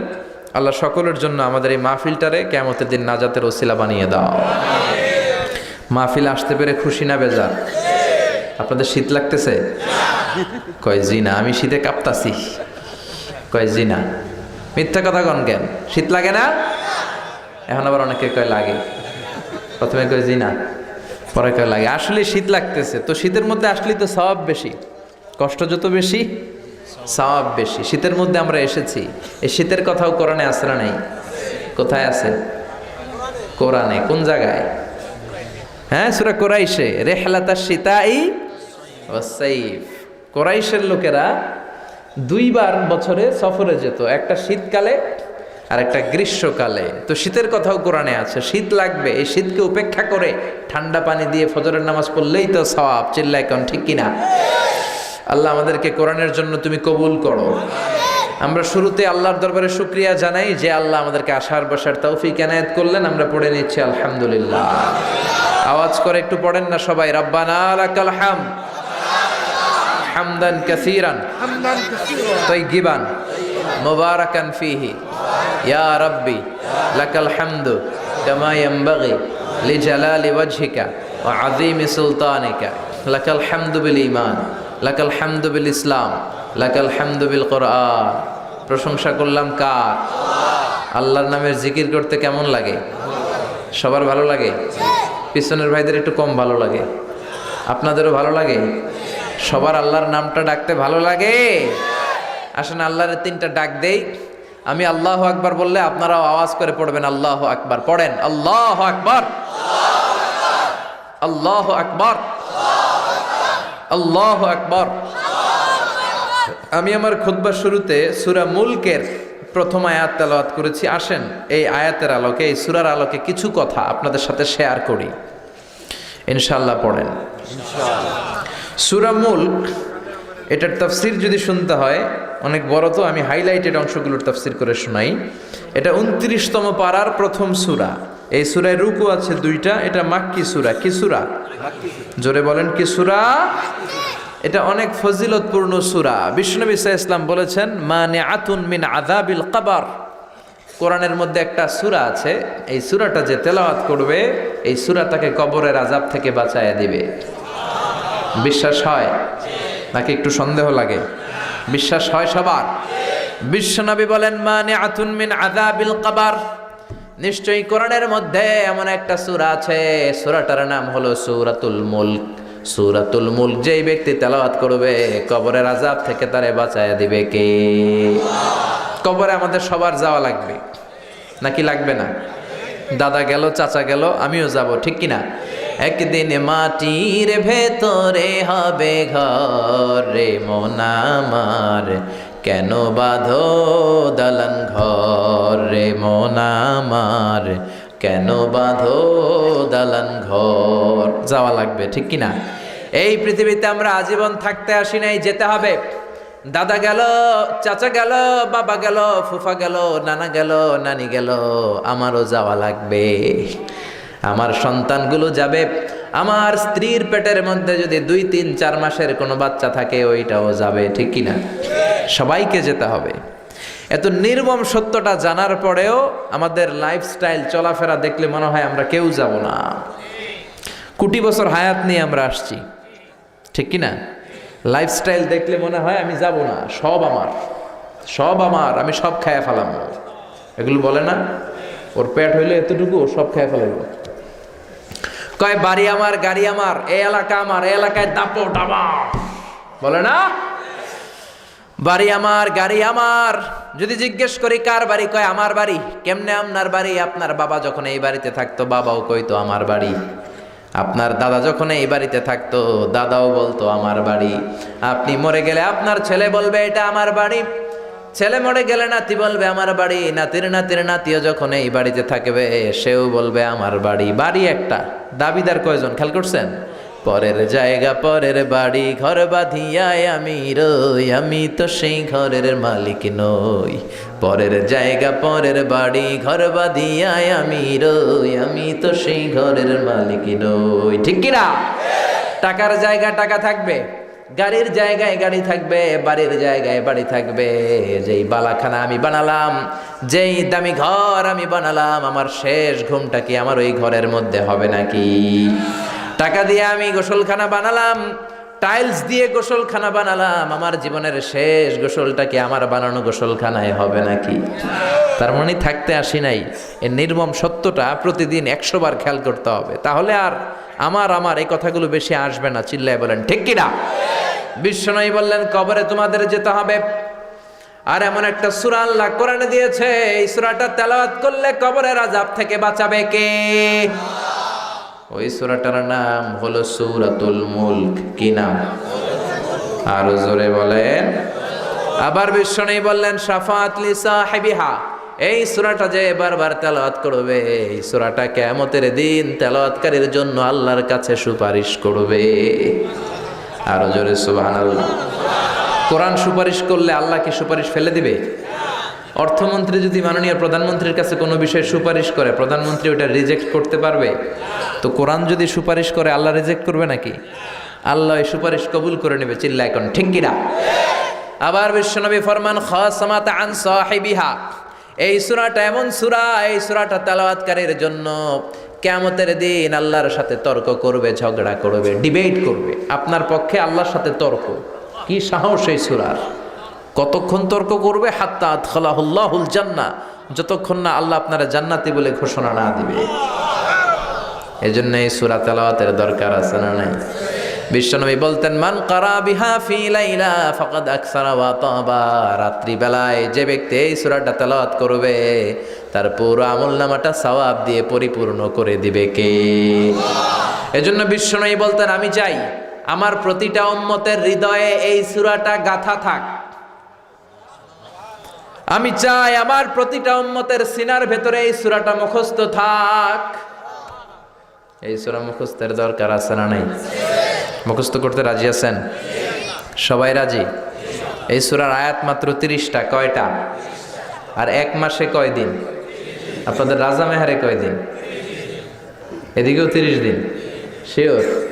তাহলে প্রতিদিন যদি একটা করে আয়াত মুখস্থ করেন, তাহলে পুরো সূরাটা মুখস্থ করতে আপনার লাগবে কয়দিন? জোরে বলেন। আজকে থেকে এই সিদ্ধান্তে আসা যায় না যে প্রতিদিন একটা করে আয়াত আমরা সূরাতুল মুলকের মুখস্থ শুরু করব, আর এক মাসে পুরো সূরাটা মুখস্থ হয়ে যাবে ইনশাআল্লাহ। অল্প কয়েকজন বলছে, এখন আরো অনেকে বলছে, সবাই বলে নাই এখনো। রাজি? রাজি? এটা আপনাদের বাড়ির কাজ, এটা আপনাদের হোমওয়ার্ক। কনসিডার দিস তাফসীর programme as a class. The person is delivering lecture sitting in front of you, he is your teacher, and you all sitting guys are the students of Tafsirul Quran. যিনি এখানে বসে কথা বলে উনি আমাদের শিক্ষক। আমার আগে যে মাওলানা বলতেছিলেন উনি ছিলেন তখন আমাদের শিক্ষক। এখন আমি একটু করে বসার সুযোগ পেয়ে গেলাম, আমি আবার হয়ে গেলাম শিক্ষক। আর আমরা সবাই কোরআনের ছাত্র। খুশি না বেজার? খুশি না বেজার? এই জন্য এটাকে ক্লাস মনে করবেন। তাফসীরুল প্রোগ্রামকে ক্লাস মনে করলে কিছু শিখে যাওয়া যাবে। এজন্য আপনাদের এই ক্লাসের বাড়ির কাজ হচ্ছে, হোমওয়ার্ক হচ্ছে সূরাতুল মুলক মুখস্থ সামনের 1 মাসে। রাজি? সবাই রাজি তো? তো পড়া দিবেন কার কাছে? আমি তো নাই, আমি তো আজকে দোয়া দিয়েই শেষ। এই যে হাফেজ সাহেব হুজুরের কাছে দিবেন, এই মাদ্রাসার হাফেজ সাহেব, ইমাম সাহেব, এদের কাছে এই সূরাটা শোনাবেন যে হুজুর আজহারি ভাই বলে গেছিল সূরাতুল মুলক মুখস্থ করার কথা, আমি করেছি, আপনি শোনেন। রাজি আছেন তো? এরকম পরিবেশ তৈরি করার দরকার আছে না নাই? এই সূরাটা, দিস সূরা is an eye opener for you. এটা আপনার চোখ খুলে দিবে। এই সূরা আপনার চিন্তার জগতে নাড়া দিবে, আপনার দৃষ্টিকে উন্মোচিত করে দিবে, আপনার ঘুমন্ত বিবেককে জাগিয়ে তুলবে। আল্লাহ তাআলা এই সূরার ভেতরে নাস্তিকদের জন্য কিছু ডোজ দিয়েছে, মেডিসিন। নাস্তিক আছে না নাই?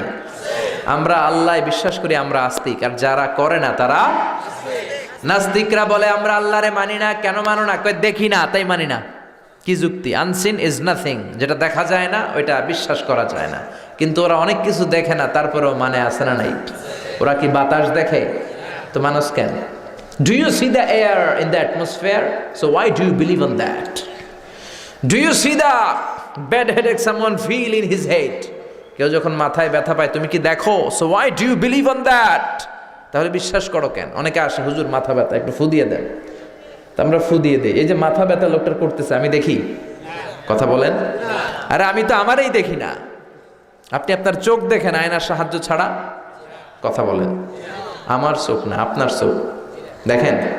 আমি আপনারটা দেখি, আপনি আমারটা দেখেন, কিন্তু আমি কি আমারটা দেখতে পাচ্ছি? আয়না ছাড়া আমরা আমাদের চোখ দেখতে পাই না। আয়নার সাহায্য ছাড়া আমরা আমাদের পিঠ দেখতে পাই না। আপনি আপনার পিঠ দেখছেন কখনো? আরে আয়না দিলেও তো পিঠ দেখতে গেলে ঘাড় ভেঙে যাবে, ঠিক কিনা? তাহলে নিজেরাই তো দেখো না। আল্লাহ ডেকে বলে, গোলাম আমার সৃষ্টি নৈপুণ্যের দিকে তাকা, আমার সৃষ্টি রাজ্যের দিকে তাকা। আমার সৃষ্টির মাঝে আমি আল্লাহর নিদর্শন আছে না নাই? সাগরের দিকে তাকান। কক্সবাজারে যাবেন, সাগরের দিকে তাকাবেন, বঙ্গোপসাগরের ঢেউগুলো যখন দেখবেন আপনার মনের মধ্যে এমনিই চলে আসবে সাগরের একজন মালিক আছে না নাই? আপনি পাহাড়ের দিকে তাকান, মরুভূমির দিকে তাকান, মরুভূমির দিকে তাকালেই বুঝবেন এই মরুভূমির স্রষ্টা ছাড়া নাই।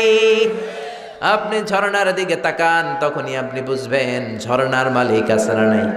ঝর্ণা ঝর্ণা ঝর্ণা রে, বলনা বলনা বলনা রে, কার বিরহে পাগল পাড়া তুই, কার মিলনে ফুল ফসলে ভরা রে তোর দুকুল ভুই, কার মিলনে ফুল ফসলে ভরা রে তোর দুকুল ভুই। ঝর্ণা ঝর্ণা ঝর্ণা রে, বলনা বলনা বলনা রে, কার বিরহে পাগল পাড়া তুই। পড়েন সুবহানাল্লাহ। আপনি যদি নিরপেক্ষভাবে তাকান মহাবিশ্বের দিকে, এই সৃষ্টির দিকে, অটোমেটিক্যালি আপনি বুঝবেন এই সৃষ্টির একজন কন্ট্রোলার আছে, নিয়ন্ত্রক আছে, মহা নিয়ন্ত্রক, তিনি হচ্ছেন আল্লাহ। চিল্লায় এখন ঠিক কিনা? কুফানগরীতে এক নাস্তিক ছিল, উল্লুকা পাঠা। ওই নাস্তিক বলে আমি আল্লাহরে মানি না, কেউ যদি বিশ্বাস করায় দিতে পারে মানবো। কুফার লোকেরা বলল, ইনদানা ইমাম ইসমুহু নু'মান ইবনু সাবিত, আমাদের একজন ইমাম আছে, ওর নাম নু'মান, আসলে উনি ইমাম আল আযম আবু হানিফা। লোকেরা বলে আমাদের ইমাম তোমারে বুঝাতে পারবে যে স্রষ্টা বলে একজন আছে। নাস্তিক বলে আমি মানি না, যদি আমারে বুঝাতে পারে তবেই আমি মানবো। নাস্তিক বলে ঠিক আছে, তোমাদের ইমামকে আসতে বলো, ইমামের সাথে আমি বসবো। কখন? আগামীকাল জুমার নামাজের পর দুপুর 2টায়। ইমাম আবু হানিফা আল্লাহর পক্ষে, নাস্তিক আল্লাহর বিপক্ষে। হাজার হাজার মানুষ এসেছে, নাস্তিক এসেছে, আসে নাই শুধু ইমাম আবু হানিফা। সবাই তো বিব্রতকর পরিস্থিতিতে পড়ে গেছে, কিরে আবু হানিফার আসার কথা আসে নাই, 9:30 বাজে, 2:30 বাজে আসে না, 3টা বাজে আসে না, আসার কথা 2টায়, 3:30 বাজে আসে না, 4টার দিকে ইমাম আবু হানিফা দৌড়ে আসছে। নাস্তিক বলে যেই লোকের সময় জ্ঞান নাই ওই লোকের সাথে কোনো কথা নাই। ইমাম আবু হানিফা বললেন ইনদি উযর, আমার একটা এক্সকিউজ আছে। কি এক্সকিউজ? সাইয়েদনা ইমাম আবু হানিফা এবার ওনার এক্সকিউজের ফিরিস্তি দিতে লাগলেন। তিনি বললেন আমি ঘর থেকে বেরোই সবসময় একটা নদী পড়ে, আজকে নদীর সামনে এসে দেখি নদীর সামনে কোনো মানুষ নাই, লোকজন নাই, নৌকা নাই। হঠাৎ দেখলাম নদীর পাশে বিশাল বড় একটা গাছ, দেখলাম অটোমেটিক্যালি এমনি এমনি গাছটা 2 ভাগ হয়ে গেল। গাছ থেকে এমনি এমনি তক্তা বেরোয় গেল, তক্তাগুলো এমনি এমনি জোড়া লেগে নৌকা হয়ে গেল, নৌকাটা এমনি এমনি নদীতে পড়ে গেল। লগি ছাড়া, বৈঠা ছাড়া, মাঝি ছাড়া নৌকা আমাকে নদীর এপার থেকে ওপারে নিয়ে গেল। এই পুরো প্রক্রিয়াটা হতে হতে 2 ঘন্টা দেরি হয়েছে, এজন্য আমার আসতে দেরি। নাস্তিক কয় তগো ইমাম গাঞ্জা খাইছে। কি খাইছে? আবু হানিফা বললেন আমারে গালি দেন কেন? নাস্তিক বলে মাথা আপনার ঠিক নাই। কি বলতে কি বলেন? রাতে মনে হয় ঘুম হয় নাই, বাড়িতে মনে হয় বউর লগে মারামারি করছেন। সাইয়েদানা ইমাম আবু হানিফা বললেন কেন, কি হয়েছে, সমস্যা কোথায়? নাস্তিক বলে এমনি এমনি গাছ থেকে তক্তা বেরোয় নাকি? এমনি এমনি তক্তা জোড়া লাগে নাকি? মিস্ত্রি ছাড়া করাত ছাড়া নৌকা হয় নাকি? এমনি এমনি মাঝি ছাড়া নৌকা চলে নাকি? ইমাম আবু হানিফা বললেন now you are on the right track, এই তো আপনি লাইনে চলে আসছেন। এমনি এমনি গাছ কাটা যায় না, এমনি এমনি গাছ থেকে তক্তা বেরোয় না, এমনি এমনি তক্তা জোড়া লাগে নৌকা হয় না, এমনি এমনি মাঝি ছাড়া নদীর উপরে নৌকা চলে না। তাহলে আকাশটা কেমন হলো, জমিনটা কেমন করে এমনি এমনি হলো, পাহাড় কেমন করে এমনি এমনি হলো, বিশাল সাগর তরঙ্গ বিক্ষুব্ধ সাগর কেমন করে এমনি এমনি হলো। আল্লাহু আকবার। নাস্তিক তো একেবারে কুপোকাত, তাই তো এইভাবে তো ভেবে দেখি নাই, আসলেই তো আমি একটা উল্লুক্কা পাঠা।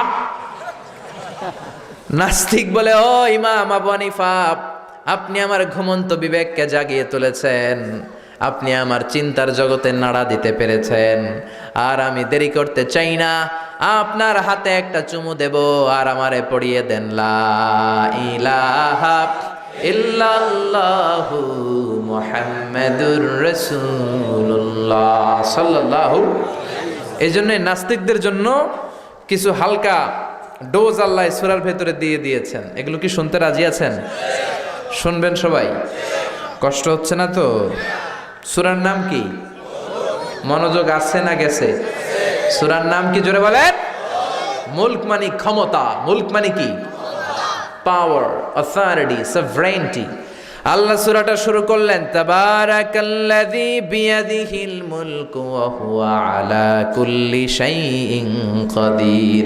সুমহান সেই সত্তা যার হাতে ক্ষমতা, আর তিনি পৃথিবীর সব বিষয়েই সক্ষমতা রাখেন। সুবহানাল্লাহ, তিনি সব করতে পারেন। তাবারাকাল্লাযী বিয়াদিহিল মুলক, সুমহান সেই সত্তা যার হাতে ক্ষমতা। ক্ষমতা কার হাতে? আর জোরে বলেন কার হাতে? নাকি আপনাদের হাতে? আপনারা তো কোন ক্ষমতা নাকি আপনাকে হাতে? আপনার নাকি ক্ষমতার মালিক? সকল ক্ষমতার উৎস নাকি আপনারা? সকল ক্ষমতার উৎস জনগণ, কথাটা কি ঠিক আছে? এটা রাষ্ট্রীয় কুফুরি। রাষ্ট্র থেকেও অনেক কুফুরির ডোজ আমাদেরকে শিখানো হয়। চিল্লায় বলেন ঠিক কিনা? সকল ক্ষমতার মালিক একজন, চিল্লায় বলো তিনি কে? আল্লাহ হলেন সকল ক্ষমতার মালিক। আমাদের কোনো ক্ষমতা নাই, আমরা সবাই দুর্বল। ওয়া খুলিকাল ইনসানু দাঈফা, আল্লাহ আমাদেরকে দুর্বল করে বানিয়েছেন। আমরা শুধু দুর্বল না, দুর্বলের ঘরের দুর্বল। আমি দুর্বল, আমার বাপ দুর্বল, আমার দাদা দুর্বল, আমাদের 14 গোষ্ঠী দুর্বল। তার মানে দুর্বলের ঘরের, দুর্বলের ঘরের। আপনি যদি ক্ষমতার মালিক হন, পেটে ব্যথা হলে আপনি চিৎকার চেঁচামেচি করেন কি করেন না? পেট মোচড়ালে বিছানায় গড়াগড়ি খান কি খান না? 3 বার ডায়রিয়ার কারণে পাতলা পায়খানা হয়েছে, টয়লেটে গেছে, 4 বারের বেলায় আর চেহারার দিকে তাকানো যায় না। 5 বার টয়লেট হইলে টয়লেট থেকে বেরিয়ে আই আর হাইতান্ন, আরে মাফ করে দে, আই মরে যাইও। তো মরবেন কেন? আপনি না ক্ষমতার মালিক। এখন থেকে ডায়রিয়া হলে টয়লেট থেকে বের হয়ে বলবেন আমি ক্ষমতার মালিক, এই জন্য আমার ডায়রিয়া হয়। কত বড় কপাল পোড়া! কোনো ক্ষমতা আমাদের হাতে নাই, ক্ষমতা একজনের হাতে। তিনি কে? আল্লাহ বলেন আমি হলাম ক্ষমতার মালিক, তোমরা হলা দুর্বল। কত দুর্বল! রাস্তায় বাজারে রিকশার টায়ার পাংচার হলে আমরা লাভ দিয়ে উঠি। লাভ দেন নাই? আমি কত দিছি? আমি তো এক জেলা থেকে আরেক জেলায় রাতে রাতে ঘুরি তাফসিরের কারণে। মাঝে মাঝে ট্রাকের টায়ার পাংচার হয়ে আমরা লাভ দিয়ে উঠি ভয়ে। আর সে আমরা বলি আমরা নাকি ক্ষমতার মালিক। রাত 3টার দিকে যদি ভূমিকম্প হয় দেখবেন সব বিল্ডিং থুয়ে দেয় দৌড়। ঠিক কিনা? শুধু ভাড়াটিয়ারাই দৌড় দেয় না, বাড়িওয়ালারাও দৌড়। নাকি বাড়িওয়ালারা দৌড়ায় না? মনে হয় দৌড়ায়। ভাড়াটিয়াও দৌড়, বাড়িওয়ালাও দৌড়, পুলিশ প্রধান দৌড়, র্যাবের প্রধান দৌড়, রাষ্ট্রপতিও দৌড়। শুধু প্রধানমন্ত্রী দৌড় দেয় না? উনিও দেয়। আমি কই নাই, কিন্তু আপনারা কইছেন। আমার কোনো দোষ নাই। তার মানে সবাই দৌড়, চাচা আপন প্রাণ বাঁচা। পেছন থেকে কেউ যদি বলে হুজুর সাপ, ফস, কাউরে পাওয়া যাবে না, ঠিক কিনা? 3-4টা ভাওয়া ব্যাংক যদি ছেড়ে দেওয়া হয়, এদিকে একটা ওদিকে একটা ওদিকে একটা, ব্যাংক কি লাভ দিবে? এর চেয়ে বড় লাভ দিবেন আপনারা? তাহলে চিন্তা করে দেখেন কত দুর্বল। কুকুর আমাদেরকে কামড়ালে আমরা কুকুরকে কামড়াইতেও পারি না, বল্লা পোকা কামড় দিয়ে দেয় দৌড়, ওটা ধরে মারুপ ধরতেও পারি না। কত দুর্বল, কত অসহায়। অসুখ হলে টের পাওয়া যায়, বিপদ হলে টের পাওয়া যায় কত দুর্বল আল্লাহ আমাদেরকে বানালেন। এজন্য আল্লাহ বললেন খবরদার, তোমাদের কোনো ক্ষমতা নাই, ক্ষমতার মালিক কে? তাবারাকাল্লাযী বিয়াদিহিল মুলকু ওয়া হুয়া আলা কুল্লি শাইইন কাদির। মহান সেই সত্তা যার হাতে ক্ষমতা, সব ক্ষমতার মালিক কে? এজন্য আল্লাহ বললেন কুলিল্লাহুম্মা মালিকাল মুলকি তুতিল মুলকা মান তাশাউ ওয়া তানজিউল মুলকা মিম্মান তাশা ওয়া তুইজ্জু মান তাশাউ ওয়া তুযিল্লু মান তাশাউ বিয়াদিকাল খায়র ইন্নাকা আলা কুল্লি শাইইন কাদির। আল্লাহ হলো ক্ষমতার মালিক। তিনি ক্ষমতার চেয়ারে যারে মনে চায় বসান, যারে মনে চায় নামায়া দেন।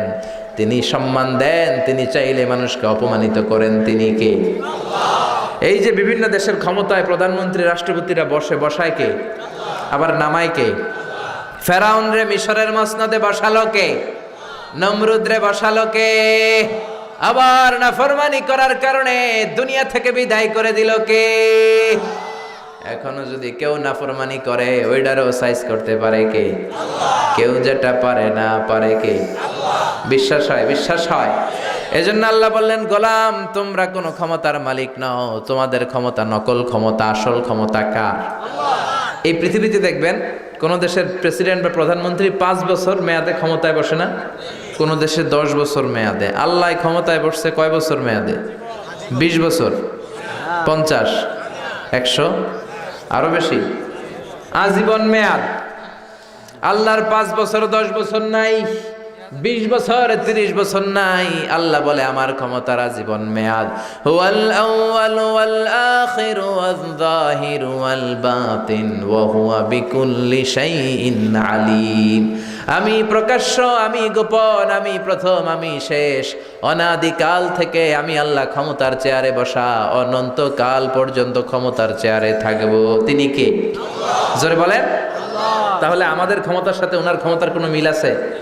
আবার পৃথিবীর অনেক দেশে দেখবেন ডেমোক্রেটিক সিস্টেমে ভোটে জিতে ক্ষমতায় আসা লাগে। আল্লাহ তো ভোটে জিতে আসছে, ক্ষমতায় আসছে।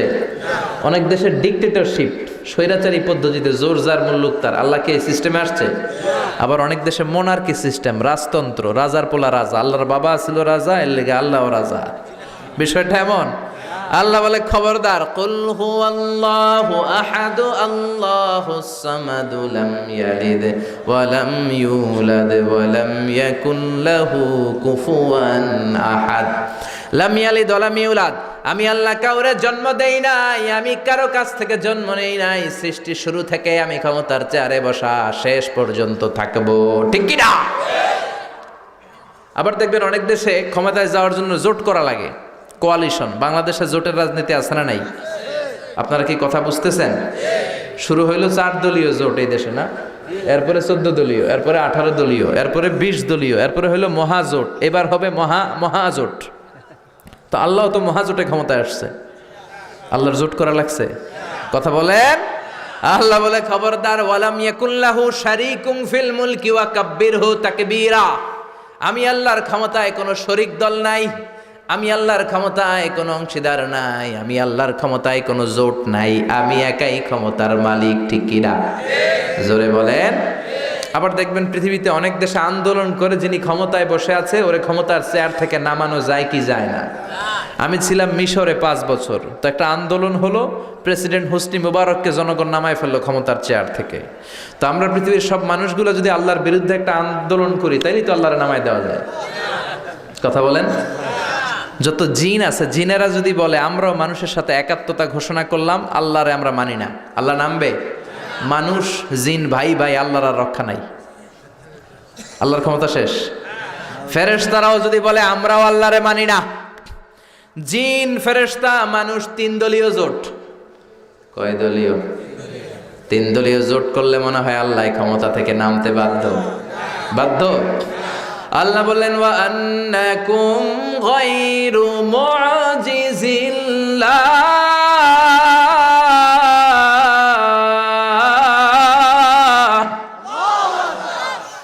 গোটা বিশ্বের সবাই মিলে যদি, জিন পরি মানুষ মিলে যদি আমি আল্লাহর বিরুদ্ধে জেহাদ করো, আমি আল্লাহর বিরুদ্ধে বিদ্রোহ করো, আমার বিরুদ্ধে জোট করো, আন্দোলন করো, আমার ক্ষমতার এক আনাও তোরা কমাতে পারবি না। ঠিক কিনা? এই জন্য আমাদের ক্ষমতার সাথে আল্লাহর ক্ষমতার কোনো মিল আছে? জোরে বলেন। আবার দেখবেন পৃথিবীর অনেক দেশে অনেক রাজা সুলতান বয়সের ভারে নুজ্জ হয়ে যায়, 70-80, এরপর স্বেচ্ছায় অবসরে যায়, সেলফ রিটায়ারমেন্ট, আই আর হাইতান্ন, আমি আর পারবো না, অবসরে যাব, আমার অনেক বয়স হয়েছে, বুড়া হয়ে গেছে, আর পারি না। তো আল্লাহরও তো অনেক বয়স হয়েছে, এবার আল্লাহর অবসরে যাওয়া উচিত। কি বলেন? অবসরে যাবে? আল্লাহ ক্লান্ত হয়, ঘুম আসে। আল্লাহ বলে লা তাখুযুহু সিনাতুন ওয়ালা নাও, আমার ঘুম নাই, আমার তন্দ্রা নাই। ওয়ালা ইয়াউদুহু হিফযুহুমা ওয়া হুয়াল আলিয়্যুল আযীম। গোটা বিশ্ব চালাতে যে আমি আল্লাহ ক্লান্ত হই না, শ্রান্ত হই না, ঘুম নাই, তন্দ্রা নাই, কোনো সমস্যা নাই। আমি প্রথম থেকে যে ক্ষমতার চেয়ারে বসলাম, চিরকাল ক্ষমতার চেয়ারে থাকবো। ঠিক কি না? এজন্য আল্লাহ বললেন তাবারাকাল্লাযী বিয়াদিহিল মুলকু ওয়া হুয়া আলা কুল্লি শাইইন কাদির। সুমহান সেই সত্তা যার হাতে ক্ষমতা, আর তিনি চাইলে সব করতে পারেন। তিনি কে? আল্লাহ। এজন্য আর কোনোদিন বলবেন যে আমরা ক্ষমতার মালিক? মনে থাকবে? রাজা মেহারের ভাইয়েরা, ক্ষমতার মালিক কে? আরো জোরে বলেন। আমরা বললাম আল্লাহ, বুঝলাম আপনি ক্ষমতার মালিক, আর কিসের মালিক? আল্লাহ বললেন আল্লাযী খালাকাল মাউতা ওয়াল হায়াতা লিয়াবলুয়াকুম আইয়ুকুম আহসানু আমালা ওয়া হুয়াল আজিজুল গফুর। আল্লাহ বললেন আমি এমন সত্তা, আমি জীবন বানিয়েছি, মরণ বানিয়েছি, আমি আল্লাহ জীবন দেই, আমি আল্লাহ মরণ দেই। জীবনের মালিক কে? আল্লাহ। মরণের মালিক কে? আল্লাহ। প্রাণ ভিক্ষা দিতে পারে কে? আল্লাহ। নাকি আমনেগো রাষ্ট্রপতি? আমনেগো রাষ্ট্রপতি তো নাকি প্রাণ ভিক্ষা দেয়, তাই না? আরে রাষ্ট্রপতিরও তো প্রাণ ভিক্ষা দিবে আল্লাহ। চিল্লা এখন ঠিক কিনা? আল্লাহ বলল আমি জীবন বানাই, আমি মরণ বানাই, আর জীবন মরণের মাঝখানে আমি বানিয়ে রেখেছি রুহু। কি রুহু? ছিলেন তো? কালার কি? ওজন? দেখতে কেমন? কোনোদিন দেখেছেন কি? মানুষ সব বানাতে পারে, রুহু বানাতে পারে। আল্লাহ বলে তোরা কম্পিউটার বানাতে পারিস, প্লেন বানাতে পারিস, রকেট বানাতে পারিস, রোবট বানাতে পারিস, সুফিয়া খালারেও বানাতে পারিস। সুফিয়া খালা আছে না নাই? এইটাও চিনেন আপনারা? ঢাকা আসছে, এটা মেয়ের আকৃতি দেয়া হয়েছে, লিপস্টিক পরিয়েছে, ঠিক কিনা? যারা এটার এনেছে, পেট্রোনাইজ করেছে, পিছন থেকে পৃষ্ঠপোষকতা দান করেছে, কিয়ামতের দিন আল্লাহ বলবে এই সুফিয়ার ভিতরে রুহু দে। চিল্লায় বলেন ঠিক কিনা? রোবট বানান, সায়েন্টিফিক ডেভেলপমেন্ট করেন, কিন্তু মানুষের আকৃতি দেয়া যাবে? আল্লাহ বলবে রুহু দে। কেন সুফিয়ারে বানালি? কেন সুফিয়ারে নিয়ে ফাজলামি করলি? এটারে প্রতিবন্ধীর মতো মনে হয়েছে আমার কাছে। এমনে তাকায়, এমনে তাকায়, এমনি করে, এমনি করে। দেখছেন আপনারা? সবকিছু আগে থেকেই ডিভাইস পেটের ভেতরে সেট করা। মানুষ রোবট বানাতে পারে, প্লেন বানাতে পারে, রকেট বানাতে পারে, মানুষ কোনোদিন রুহু বানাতে পারে নাকি? কথা বলেন জোরে। পারে? মক্কার কাফিররা বলল মুহাম্মদ, ও মুহাম্মদ, রুহু কারে বলে? আমরা রুহু দেখি না কেন? What is the spirit? মা হুয়া রূহ? রূহ কি আমাদেরকে বলো, যদি বলতে পারো ঈমান আনবো। বিশ্বনবী বলতে পারেন না, কারণ বিশ্বনবী মন গড়া কিছু বলেন না, আকাশ থেকে ওহী নাজিল হলে তবেই বলেন, ঠিক কি না? বিশ্বনবী গ্রিন সিগন্যালের অপেক্ষায়, দেখে আল্লাহ কি বলে। আল্লাহ আয়াত নাজিল করলেন ইয়াসআলুনাকা আনির রূহি কুলির রূহু মিন আমরি রাব্বি ওয়া মা উতীতুম মিনাল ইলমি ইল্লা কালিলা। পড়েন সুবহানাল্লাহ। আল্লাহ বলে রুহু হলো আমার আদেশ, স্পেশাল অর্ডার। আমার অর্ডারে রুহু ঢুকে, আমার অর্ডারে রুহু বের হয়। পৃথিবীর কোনো মানুষ রুহু বের করতে পারবে? আমরা কোনোদিন রুহু বানাতে পারবো? কথা বললেন? দাদা যে মরছে, চাচা যে মরলো, কোন দিক দিয়ে রুহুটা উড়াল দিল দেখছেন? কে দেখছেন? হাত তোলেন তো, কেউ দেখেছেন? রাজা মেহারের ভাইয়েরা, রুহু দেখা যায় না, ধরা যায় না, আল্লাহর আদেশে ঢুকে আল্লাহর আদেশে ফুরুত করে উড়াল দেয়। চিল্লায় এখন ঠিক কিনা? আল্লাহ বললেন রুহু বের করতে পারবা না, আবিষ্কার করতে পারবে না। ইউনাইটেড স্টেটস অফ আমেরিকার এক মেডিকেল সায়েন্টিস্ট সে চ্যালেঞ্জ নিয়েছে যে কোরআন বলে রুহু খুঁজে পাওয়া যায় না, আমি রুহু বাইর করুম। কি বের করবো? এই রুহু বের করে আমি নোবেল প্রাইজ পাবো, নোবেল লরেট হব। তো 7 বছর সে গবেষণা করছে মুমূর্ষু রোগীদের নিয়ে, মাগার রুহু খুঁজে পায় না। তারপর তার মাথায় চিন্তা আসলে এক কাজ করি, গ্লাস ফিটিং করা একটা ছোট্ট ঘর বানাই, বুলেট প্রুফ গ্লাস, মানে গুলি মারলেও গুলি ঢুকবে না।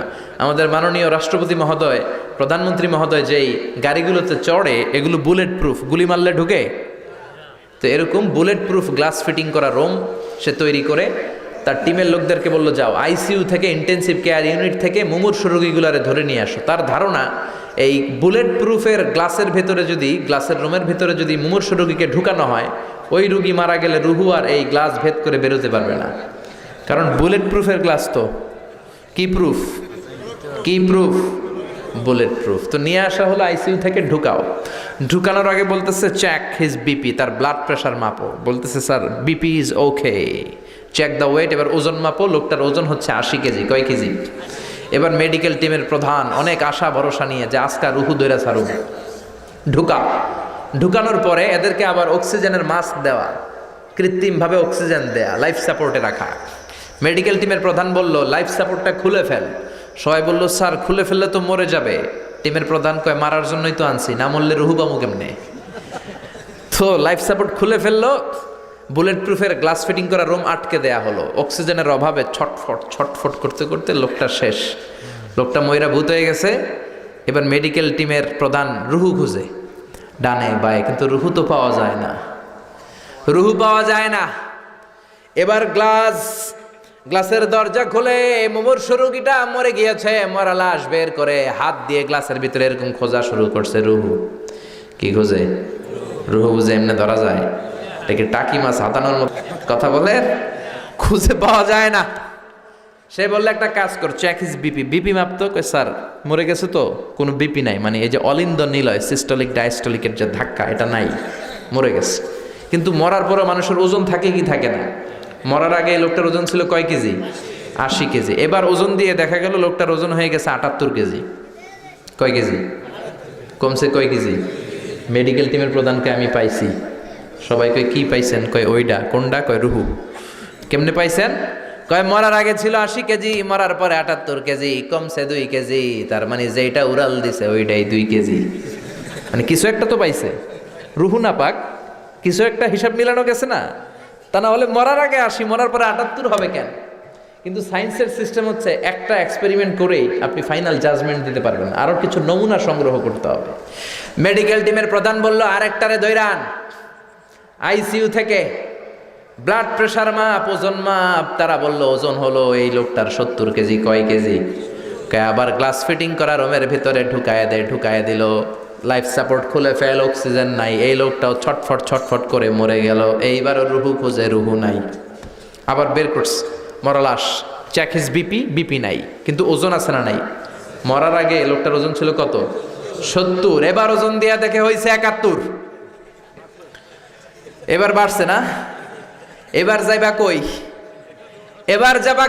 আগেরটা 2 কেজি কমলো, আসার একটা জায়গা ছিল, এবার বেড়ে গেছে 1 কেজি। আল্লাহ কয় কিয়ামত পর্যন্ত তুই ঢুকাবি আর বাইর করবি, কিন্তু রুহু খুঁজে পাবি না।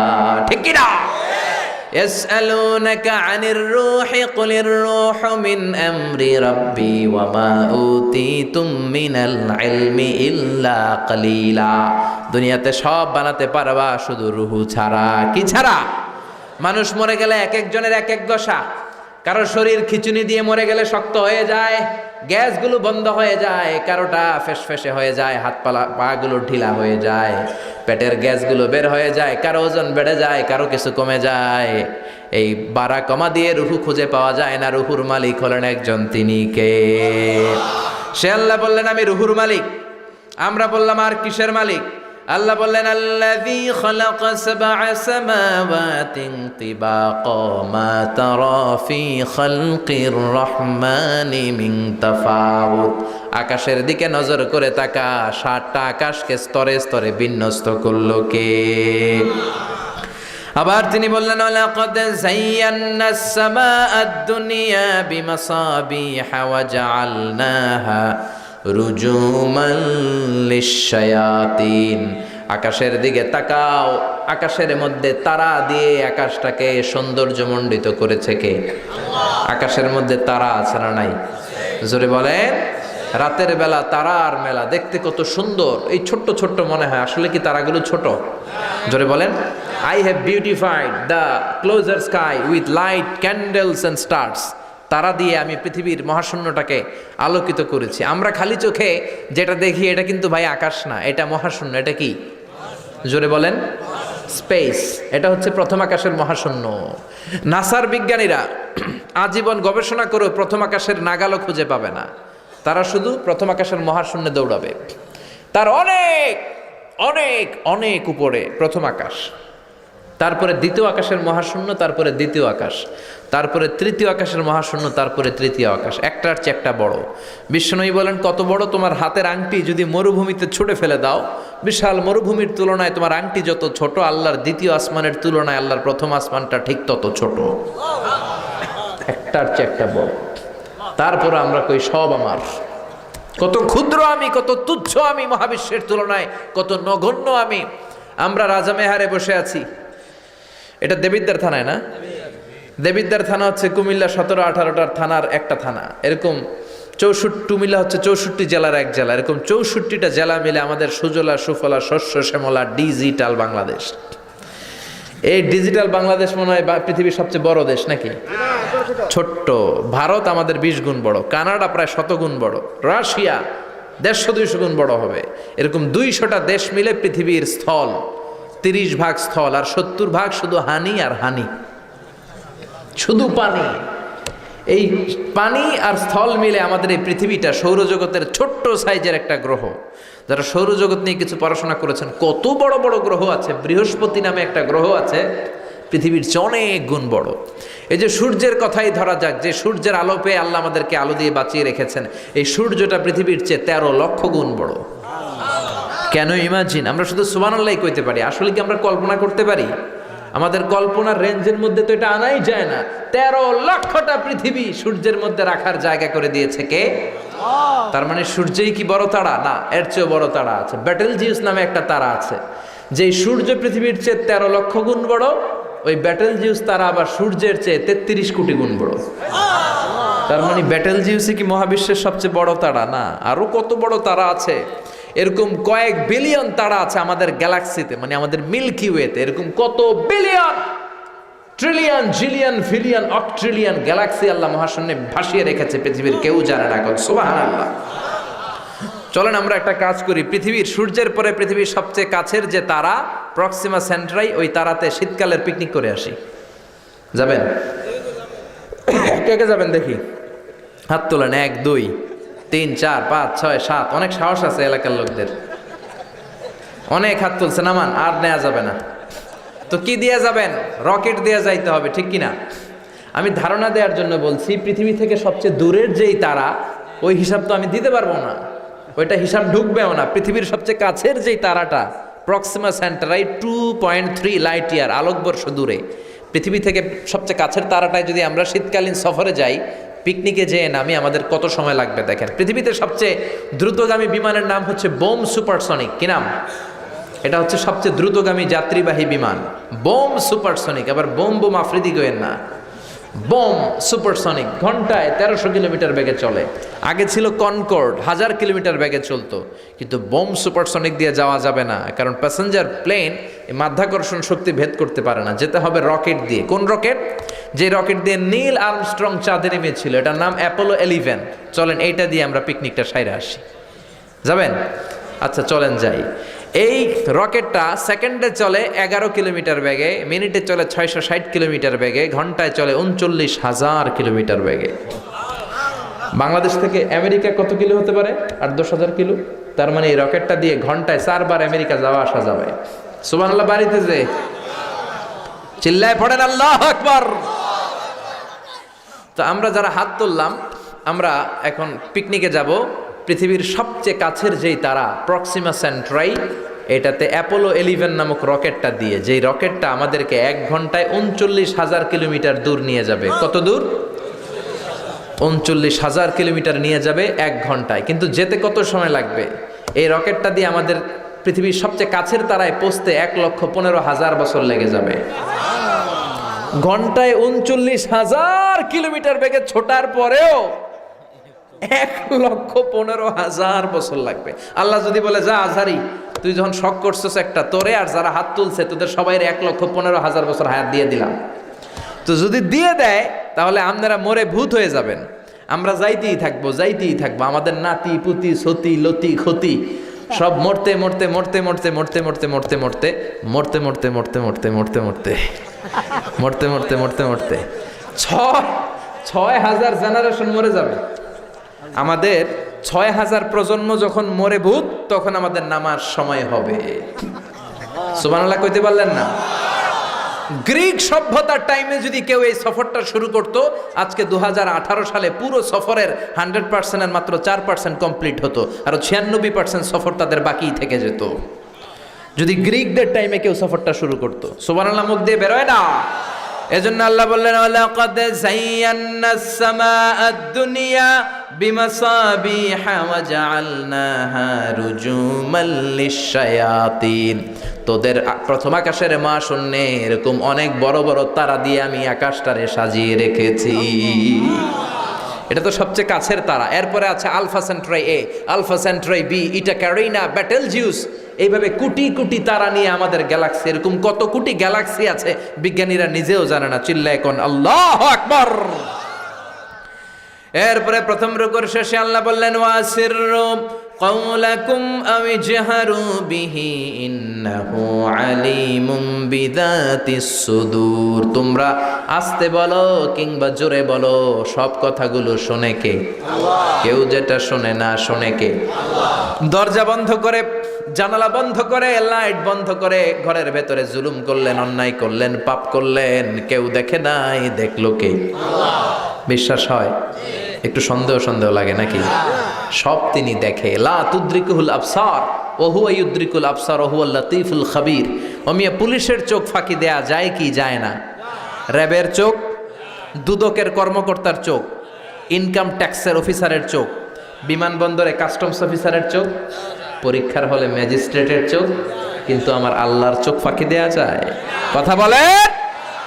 এই সপ্ত আকাশের উপরে সিদরাতুল মুনতাহা, তার উপরে ফেরেশতাদের কেবলা বাইতুল মামুর, তার উপরে কোরআনের বাড়ি লৌহে মাহফুজ, তার উপরে আল্লাহর আরশ, তার উপরে আল্লাহর কুরসি, তার উপরে আল্লাহর 70,000 নূরের পর্দা।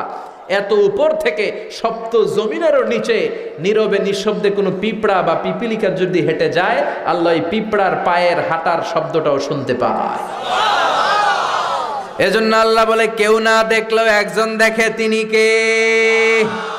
এরপরে আল্লাহ বললেন আওয়ালাম ইয়ারা ইলাত তাইরি ফাওকাহুম সাফাতিন ওয়া ইয়াকবিদ মা ইউমসিকুহুন্না ইল্লার রহমান ইন্নাহু বিকুল্লি শাইইন বাসীর। পড়েন সুবহানাল্লাহ।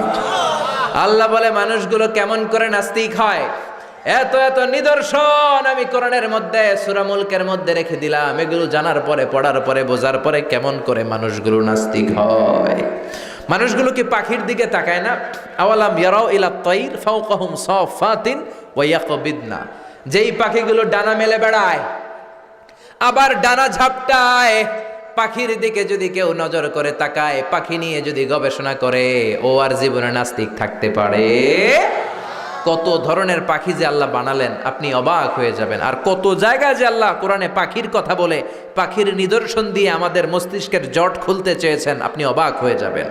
হাজার রকমের পাখি মহাবিশ্বে তৈরি করেছে কে? পাখির দিকে তাকালে আপনি বুঝবেন পাখির একজন মালিক, পাখির একজন রব আছে না নাই? আলপিন সুইফট নামে আল্লাহ একটা পাখি বানিয়েছেন। সাউথ ইউরোপে পাওয়া যায়, এটাকে তারা বলে সুইফট বার্ড। এই পাখিটা একবার যখন শূন্যে উড়াল দিতে শুরু করে টানা 8 মাস উড়ন্ত অবস্থায় শূন্যে থাকে, আবার জমিনে নেমে আসলে কাজ সেরে আবার উড়াল দিলে আবার 8 মাস। হামিং বার্ড নামে একটা পাখি আছে নর্থ আমেরিকাতে, নাম শুনে থাকবেন, পৃথিবীর সবচেয়ে ছোট্ট পাখি। এটার প্রাপ্ত বয়স যখন হয় মাত্র 3 ইঞ্চি এটার সাইজ হয়। এই পাখিটা পৃথিবীর সব পাখি সামনের দিকে উড়ে, এই পাখি সামনে যেমনি উড়ে অ্যাট দ্য সেম টাইম পিছনের দিকে উঠতে পারে। এই পাখিটা তার প্রতি সেকেন্ডে ডানা ঝাপটায় 80 বার। কয়বার?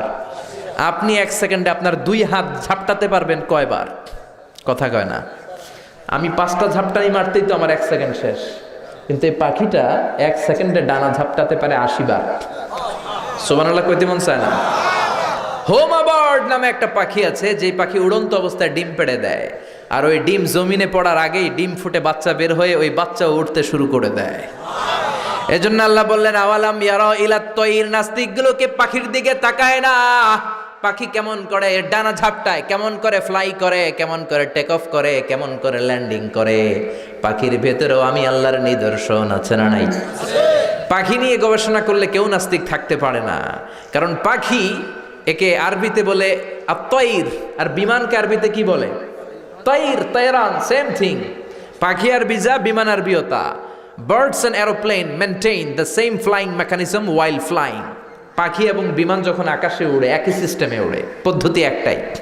এজন্য আল্লাহ পাখির দিকে নিদর্শন দিয়ে ইঙ্গিত দিয়ে বললেন, পাখি নিয়ে কি তোরা গবেষণা করিস না? আমরা এই পাখি নিয়ে গবেষণা করি নাই।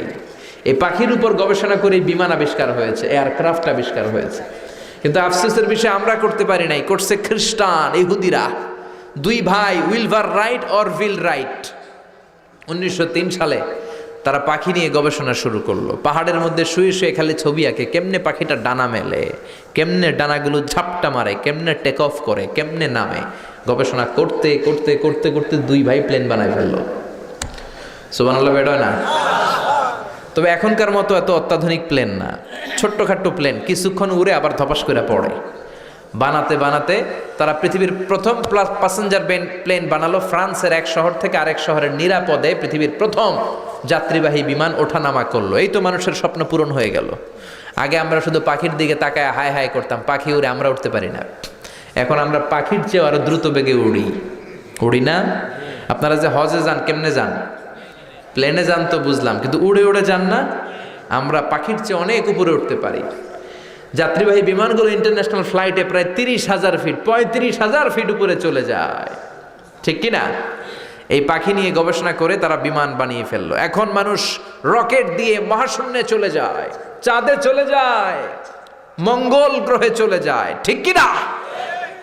এই বিমান আবিষ্কারের আগ পর্যন্ত পৃথিবীর সব দেশের ছিল শুধু সেনাবাহিনী আর নৌবাহিনী। যখনই বিমান আবিষ্কার হলো, এবার শুরু হইলো বিমান বাহিনী, এয়ারফোর্স, মিলিটারি। এখন ড্রোন হামলা করে, মিসাইল হামলা করে, ব্যালিস্টিক ক্ষেপণাস্ত্র দিয়ে হামলা করে।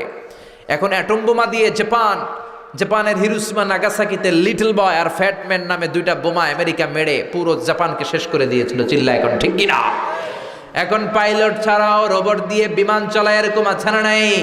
এজন্য আল্লাহ বললেন আওয়ালাম ইয়ারাউ ইলাত তায়রি ফাওকাহুম সাফাতিন ওয়া ইয়াকবিদ মা ইউমসিকুহুন্না ইল্লার রহমান ইন্নাহু বিকুল্লি শাইইন বাসীর। ওরা কি পাখির দিকে তাকায় না?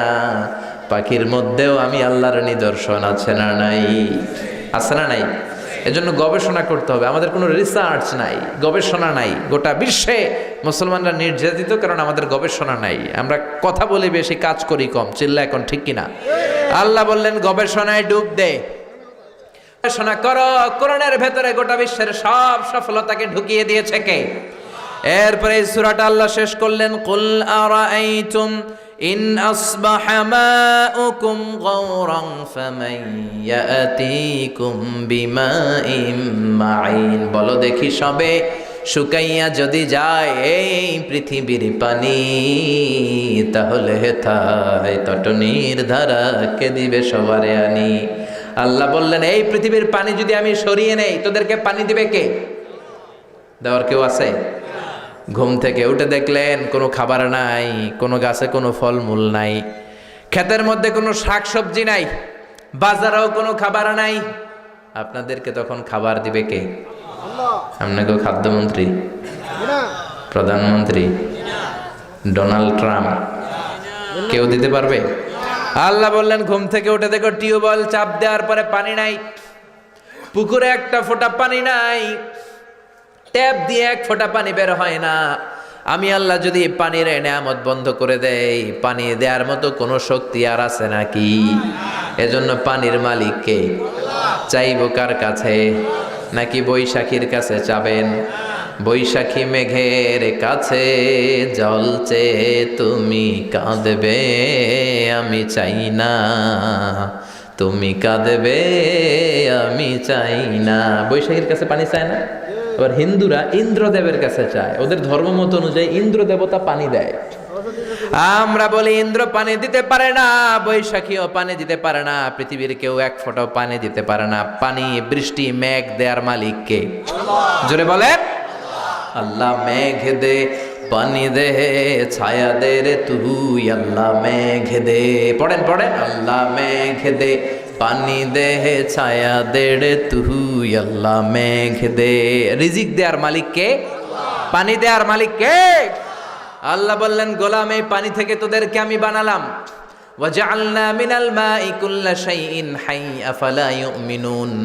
আমি আল্লাহ পানি থেকে পৃথিবীর সব কিছুকে বানিয়েছি। কার কথা?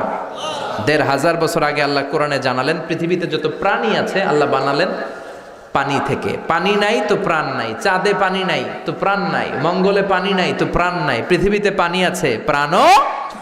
বিজ্ঞানীরাও তাই বলে, ওরা বলে পৃথিবীর প্রথম প্রাণ এসেছে নাকি পানি থেকে। ওরা নাম দিয়েছে অ্যামিবা। কি নাম শুনেন নাই? It's a very small unicellular organism in the world. পৃথিবীর সবচেয়ে ছোট জীবাশ্ম কণা ওরা পেয়েছে, ওরা বলে এটা পানি থেকে এসেছে। তারপরে এসেছে জুপ্লাংটন, ফাইটোপ্লাংটন, ব্যাকটেরিয়া প্লাংটন, এভাবে বিভিন্ন স্পিসিসগুলো, সৃষ্টির প্রজাতিগুলো ডেভেলপ করেছে। ওরা স্বীকার করেছে মহাবিশ্বের সব প্রাণী এসেছে পানি থেকে। চিল্লা এখন ঠিক কিনা?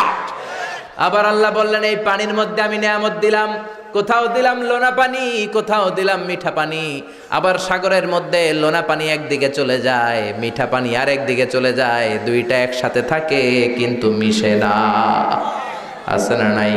মারাজাল বাহরাইনি ইয়ালতাকিয়ানি বাইনাহুমা বারযাখুল লা ইয়াবগিয়ান ফাবিআইয়ি আলাই রাব্বিকুমা তুকাযযিবান।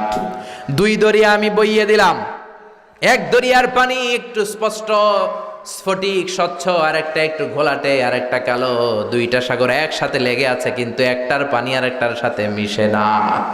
মাঝখানে অদৃশ্য দেয়াল দিয়ে রাখলো কে? জোরে বলে। আবার বাংলার জমিনে শত শত নদী আল্লাহ দিলেন, মিঠা পানির নদী। আমাদের নদীগুলা যদি লোনা পানির নদী হতো, আমাদের ফলমূলগুলা, গাছগুলা বাঁচত নাকি? মিঠা পানির নদী দিয়ে আমাদেরকে ধন্য করলো কে? এই সুন্দর ফুল সুন্দর ফল মিঠা নদীর পানি, আল্লাহ তোমার মেহেরবানি। সুবহানাল্লাহ। কেমনে নাস্তিক হয় রে ভাই? এই পানির নেয়ামত, রিজিকের নেয়ামত, মহাবিশ্ব কত সুন্দর করে তিনি সুশোভিত করেছেন, এগুলো যদি কেউ নজর করে তাকায়, কেউ কি নাস্তিক থাকতে পারে? যদি বলে এই জন্য এই নেয়ামতের শুকরিয়া করার দরকার আছে না নাই? জিকির করবো একজনের, তিনি কে? সেজদা দেব একজনের, তিনি কে? চাইব একজনের কাছে, তিনি কে? আমাদের কোনো ক্ষমতা নাই, ক্ষমতার মালিক কে? আল্লাহ আমাদের সবাইকে কথাগুলো বোঝার ও আমল করার তৌফিক দান করুক। আমরা পড়ি আমিন। আমাদের করার কোনো ক্ষমতা নাই। সূরাতুল মুলকের সেন্ট্রাল থিম, সাবজেক্ট ম্যাটার, কেন্দ্রীয় আলোচ্য বিষয় হচ্ছে আমাদের কোনো ক্ষমতা নাই, ক্ষমতার মালিক একজন, তিনি কে? এজন্য তার কাছে চাইতে হবে, তার ইবাদত করতে হবে, তার সাথে সম্পর্কটা বাড়াইতে হবে। চিল্লায় বলেন ঠিক কিনা? আল্লাহ আমাদের সবাইকে বোঝার তৌফিক দান করুক। আমরা পড়ি আমিন। যতগুলো কথা বলেছি কোরআন সুন্নাহর আলোকে বলেছি, বানিয়ে বলি নাই। তারপরেও আমার মনের অজান্তে কোনো মিস ইনফরমেশন যদি আমার মুখ ফসকে বেরোয় যায়, সেগুলো যেন আল্লাহ তাআলা আপনাদের স্মৃতিপট থেকে মুছে দেয়। আমরা বলি আমিন। সত্য, সুন্দর, হকের পক্ষে কল্যাণকর যা বললাম তার সবটুকুন আল্লাহ তাআলা প্রথমে আমাকে এবং আপনাদের সবাইকে আমলের তৌফিক দান করুক। আমরা পড়ি আমিন। অনেক রাত পর্যন্ত বসে থেকে যারা এই কোরআনের বাগানকে সাফল্যমণ্ডিত করলেন, আল্লাহ আপনাদের সবাইকে কবুল করুক। আপনারা ভালো থাকবেন, সুস্থ থাকবেন, কোরআনের সাথে থাকবেন। ইকাল্লিফুল্লাহু নাফসান ইল্লা উসআহা, আল্লাহ সাধ্যের বাইরে মানুষকে কিছু চাপিয়ে দেন না। এখন পড়তে পারে না, কি করবে? চেয়ারেও যদি বসতে না পারে শুয়ে শুয়ে পড়বে, শুয়ে না পারলে ইশারায় পড়বে। নামাজ কখনো মাফ নাই, বসতে পারবে। তবে চেয়ারে নামাজ পড়ার নতুন একটা ট্র্যাডিশন চালু হয়ে গেছে, এখন সব মসজিদে মসজিদে চেয়ার। অনেকে কয় ওনার জন্য চেয়ার থাকলে আমার লেগা থাকবো না কেন? আছে না নাই? আমি কি কম টাকার মালিক নাকি? আমি কি মসজিদে কম টাকা দিছি নাকি? আমার বাপি কি কম বড় লোক আছিল নাকি? আমগো খানদান কি কম বড় নাকি? এরকম টেনশন আছে না নাই? না, এগুলো না। আপনি অপারক, পারেন না, কি করবেন? আল্লাহ মাফ করে দিবে। আল্লাহ বোঝার তৌফিক দান করুন। আর কোনো কথা নাই? আল্লাহুম্মা আমিন। ইয়া রাব্বি লাকাল হামদু কামা ইয়ানবাগি লিজালালি ওয়াজহিকা ওয়া আযীমি সুলতানিক। লাকাল হামদু বিল ঈমান, লাকাল হামদু বিল ইসলাম, লাকাল হামদু বিল কুরআন। রব্বানা যালামনা আনফুসানা ওয়া ইন লাম তাগফির লানা ওয়া তারহামনা লানাকুনান্না মিনাল খাসিরিন। রব্বানা আতিনা ফিদ দুনিয়া হাসানাতাও ওয়া ফিল আখিরাতি হাসানাতাও ওয়া কিনা আযাবান নার। ও জান্নাতের মালিক, জাহান্নামের মালিক, আমরা তোমার কাছে জান্নাত চাই, জাহান্নাম থেকে পানাহ চাই। ও আকাশের মালিক, বাতাসের মালিক, পাহাড়ের মালিক, সাগরের মালিক, তোমার পাহাড় সাগর সবকিছুর তুলনায় আমাদের হাত দুইটা একেবারেই ছোট্ট রে আল্লাহ। ছোট্ট দুটি হাত পেতে বুক ভরা আশা নিয়ে তোমার দরবারে ভিক্ষুকের মতো চেয়ে রইলাম। আমাদের হাত দুইখানা কবুল আর মঞ্জুর করে নাও। আমরা সবাই গুনাহগার, গুনাহ আমাদের বেশুমার। আকাশের নিচে জমিনের উপরে আমাদের চেয়ে বড় গুনাহগার আর কেউ নাই। এমন কোনো গুনাহ নাই আমরা করি নাই। সগীরা কবিরা, জেনে না জেনে, ইচ্ছায় অনিচ্ছায় বন্ধুর পাল্লায় পড়ে, শয়তানের ধোকায় পড়ে লাখো লাখো কোটি কোটি গুনাহ করেছি। আজকের এই কোরআনের মাহফিলে সব গুনাহ থেকে তওবা করলাম। আমাদের তওবা তুমি কবুল করে দাও। আমাদের আব্বা আম্মা, দাদা দাদি, নানা নানি, চাচা চাচি, খালা খালো, মামা মামি, শ্বশুর শাশুড়ি, পাড়া প্রতিবেশী, আত্মীয় স্বজন, দেশি খেসি, সবাইকে তুমি মাফ করে দাও। আমাদের যত আত্মীয় স্বজন 3.5 হাত কবরের বাসিন্দা, প্রত্যেকের কবরগুলারে জান্নাতের বাগান বানিয়ে দাও। মাবুদ রে, সূরাতুল মুলকের আলোকে আমরা জানলাম আমাদের কোনো ক্ষমতা নাই, সব ক্ষমতার মালিক তুমি আল্লাহ। আমাদের কোনো কুদরত নাই, ক্ষমতা নাই, পাওয়ার নাই, সব পাওয়ারের মালিক তুমি আল্লাহ। তুমি রিজিক দিয়ে, নেয়ামত দিয়ে, রহমত দিয়ে, বরকত দিয়ে আমাদের জীবনটাকে ধন্য করেছ। তোমার রিজিক যদি তুমি বন্ধ করে দাও, এই পৃথিবীতে একদিন বাঁচার কোনো ক্ষমতা আমাদের নাই। তুমি পানির নেয়ামত যদি বন্ধ করে দাও, রব্বুল আলামিন, এক ফোঁটা পানি কৃত্রিমভাবে বানানোর কোনো সুযোগ আমাদের নাই। আমাদের সবাইকে মাফ করে দিয়ে তুমি কবুল আর মঞ্জুর করে দাও। রব্বুল আলামিন, যারা টাকা দিয়ে, পয়সা দিয়ে, বুদ্ধি দিয়ে, পরামর্শ দিয়ে আজকের এই কোরআনের বাগানটারে সফল করলো, কিয়ামতের দিন কঠিন মুসিবতের কালে আজকের এই মাহফিলটারে তুমি আমাদের নাজাতের ওসিলা বানিয়ে দাও। রব্বুল আলামিন, আমার ভাইয়েরা যারা চাকরি করে চাকরিতে বরকত দাও, যারা ব্যবসা করে ব্যবসায় বরকত দাও, যারা দেশের বাইরে প্রবাস জীবন কাটায় সহি সালামতে থাকার তৌফিক দাও।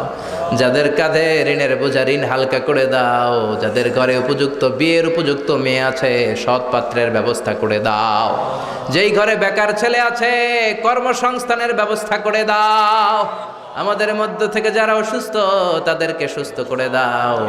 তুমি ছাড়া মহাবিশ্বের কেউ আর সুস্থ করার ক্ষমতা রাখে না।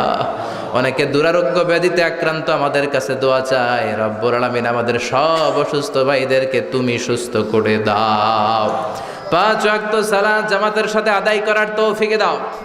এলাকার যুবকদেরকে সাইয়েদনা ওমরের মতো, আমির হামজার মতো কোরআনের বীর সেনানী হিসেবে কবুল করে নাও। এলাকার মা বোনদেরকে সাইয়্যিদাতুনা খাদিজার মতো, মা আয়েশার মতো, বিশ্বনবীর কন্যা ফাতেমার মতো কবুলারে মঞ্জুর করে দাও। আমাদের ছেলে মেয়েগুলারে মানুষের মতো মানুষ বানাও। আমাদের ফ্যামিলিগুলারে জান্নাতি বানাও। এই হাফিজি মাদ্রাসাটাকে তুমি কবুল করে নাও। দেশ জয়ী বিশ্ববরেণ্য হাফেজে কোরআন এই মাদ্রাসা থেকে তুমি বের করে দাও। এই এলাকার উপর তুমি তোমার খাস রহমত আর বরকত নাজিল করো। মাবুদ রে, মাহফিলের প্যান্ডেলে ঢুকার সময় যেমনি ফেরেশতা দিয়ে আমাদের কাঁধ থেকে গুনার বোঝা তুমি নামিয়ে রেখেছিলা, মাহফিলের প্যান্ডেল থেকে এখন বের হওয়ার সময় ওই গুনার বোঝা তুমি আর কাঁধে তুলে দিও না। আমাদের সবাইকে তুমি মাফ করে দাও, আমাদের মোনাজাত কবুল করে নাও। কোন ভাইয়ের মনে কোন নেক মাকাসে দামি জানি না, তোমার জানার বাকি নাই। আমার সব ভাই বোনদের মনের সব নেক মাকাসে তুমি পূরণ করে দাও। আমার যখন ফুরাবে দিন, আসবে গহীনে রাতি, থেকো আল্লাহ দু নয়নে হয়ে চির সাথী। আসবে গহীনে রাতি। রব্বুল আলামিন ক্ষণস্থায়ী দুনিয়াতে যতদিন বাঁচবো কোরআন সুন্নাহ অনুযায়ী জীবন পরিচালনা করতে পারি তৌফিকে দাও। তোমার গোলামের মতো বাঁচার তৌফিকে দাও। আর মৃত্যুর পূর্ব মুহূর্তে বিশ্বনবীর শেখানো ওই মধুর কালিমাটুকুন জপতে জপতে ঈমান নিয়ে যেন আমরা সবাই বিদায় নিতে পারি। লা ইলাহা ইল্লাল্লাহু মুহাম্মাদুর রাসূলুল্লাহ সাল্লাল্লাহু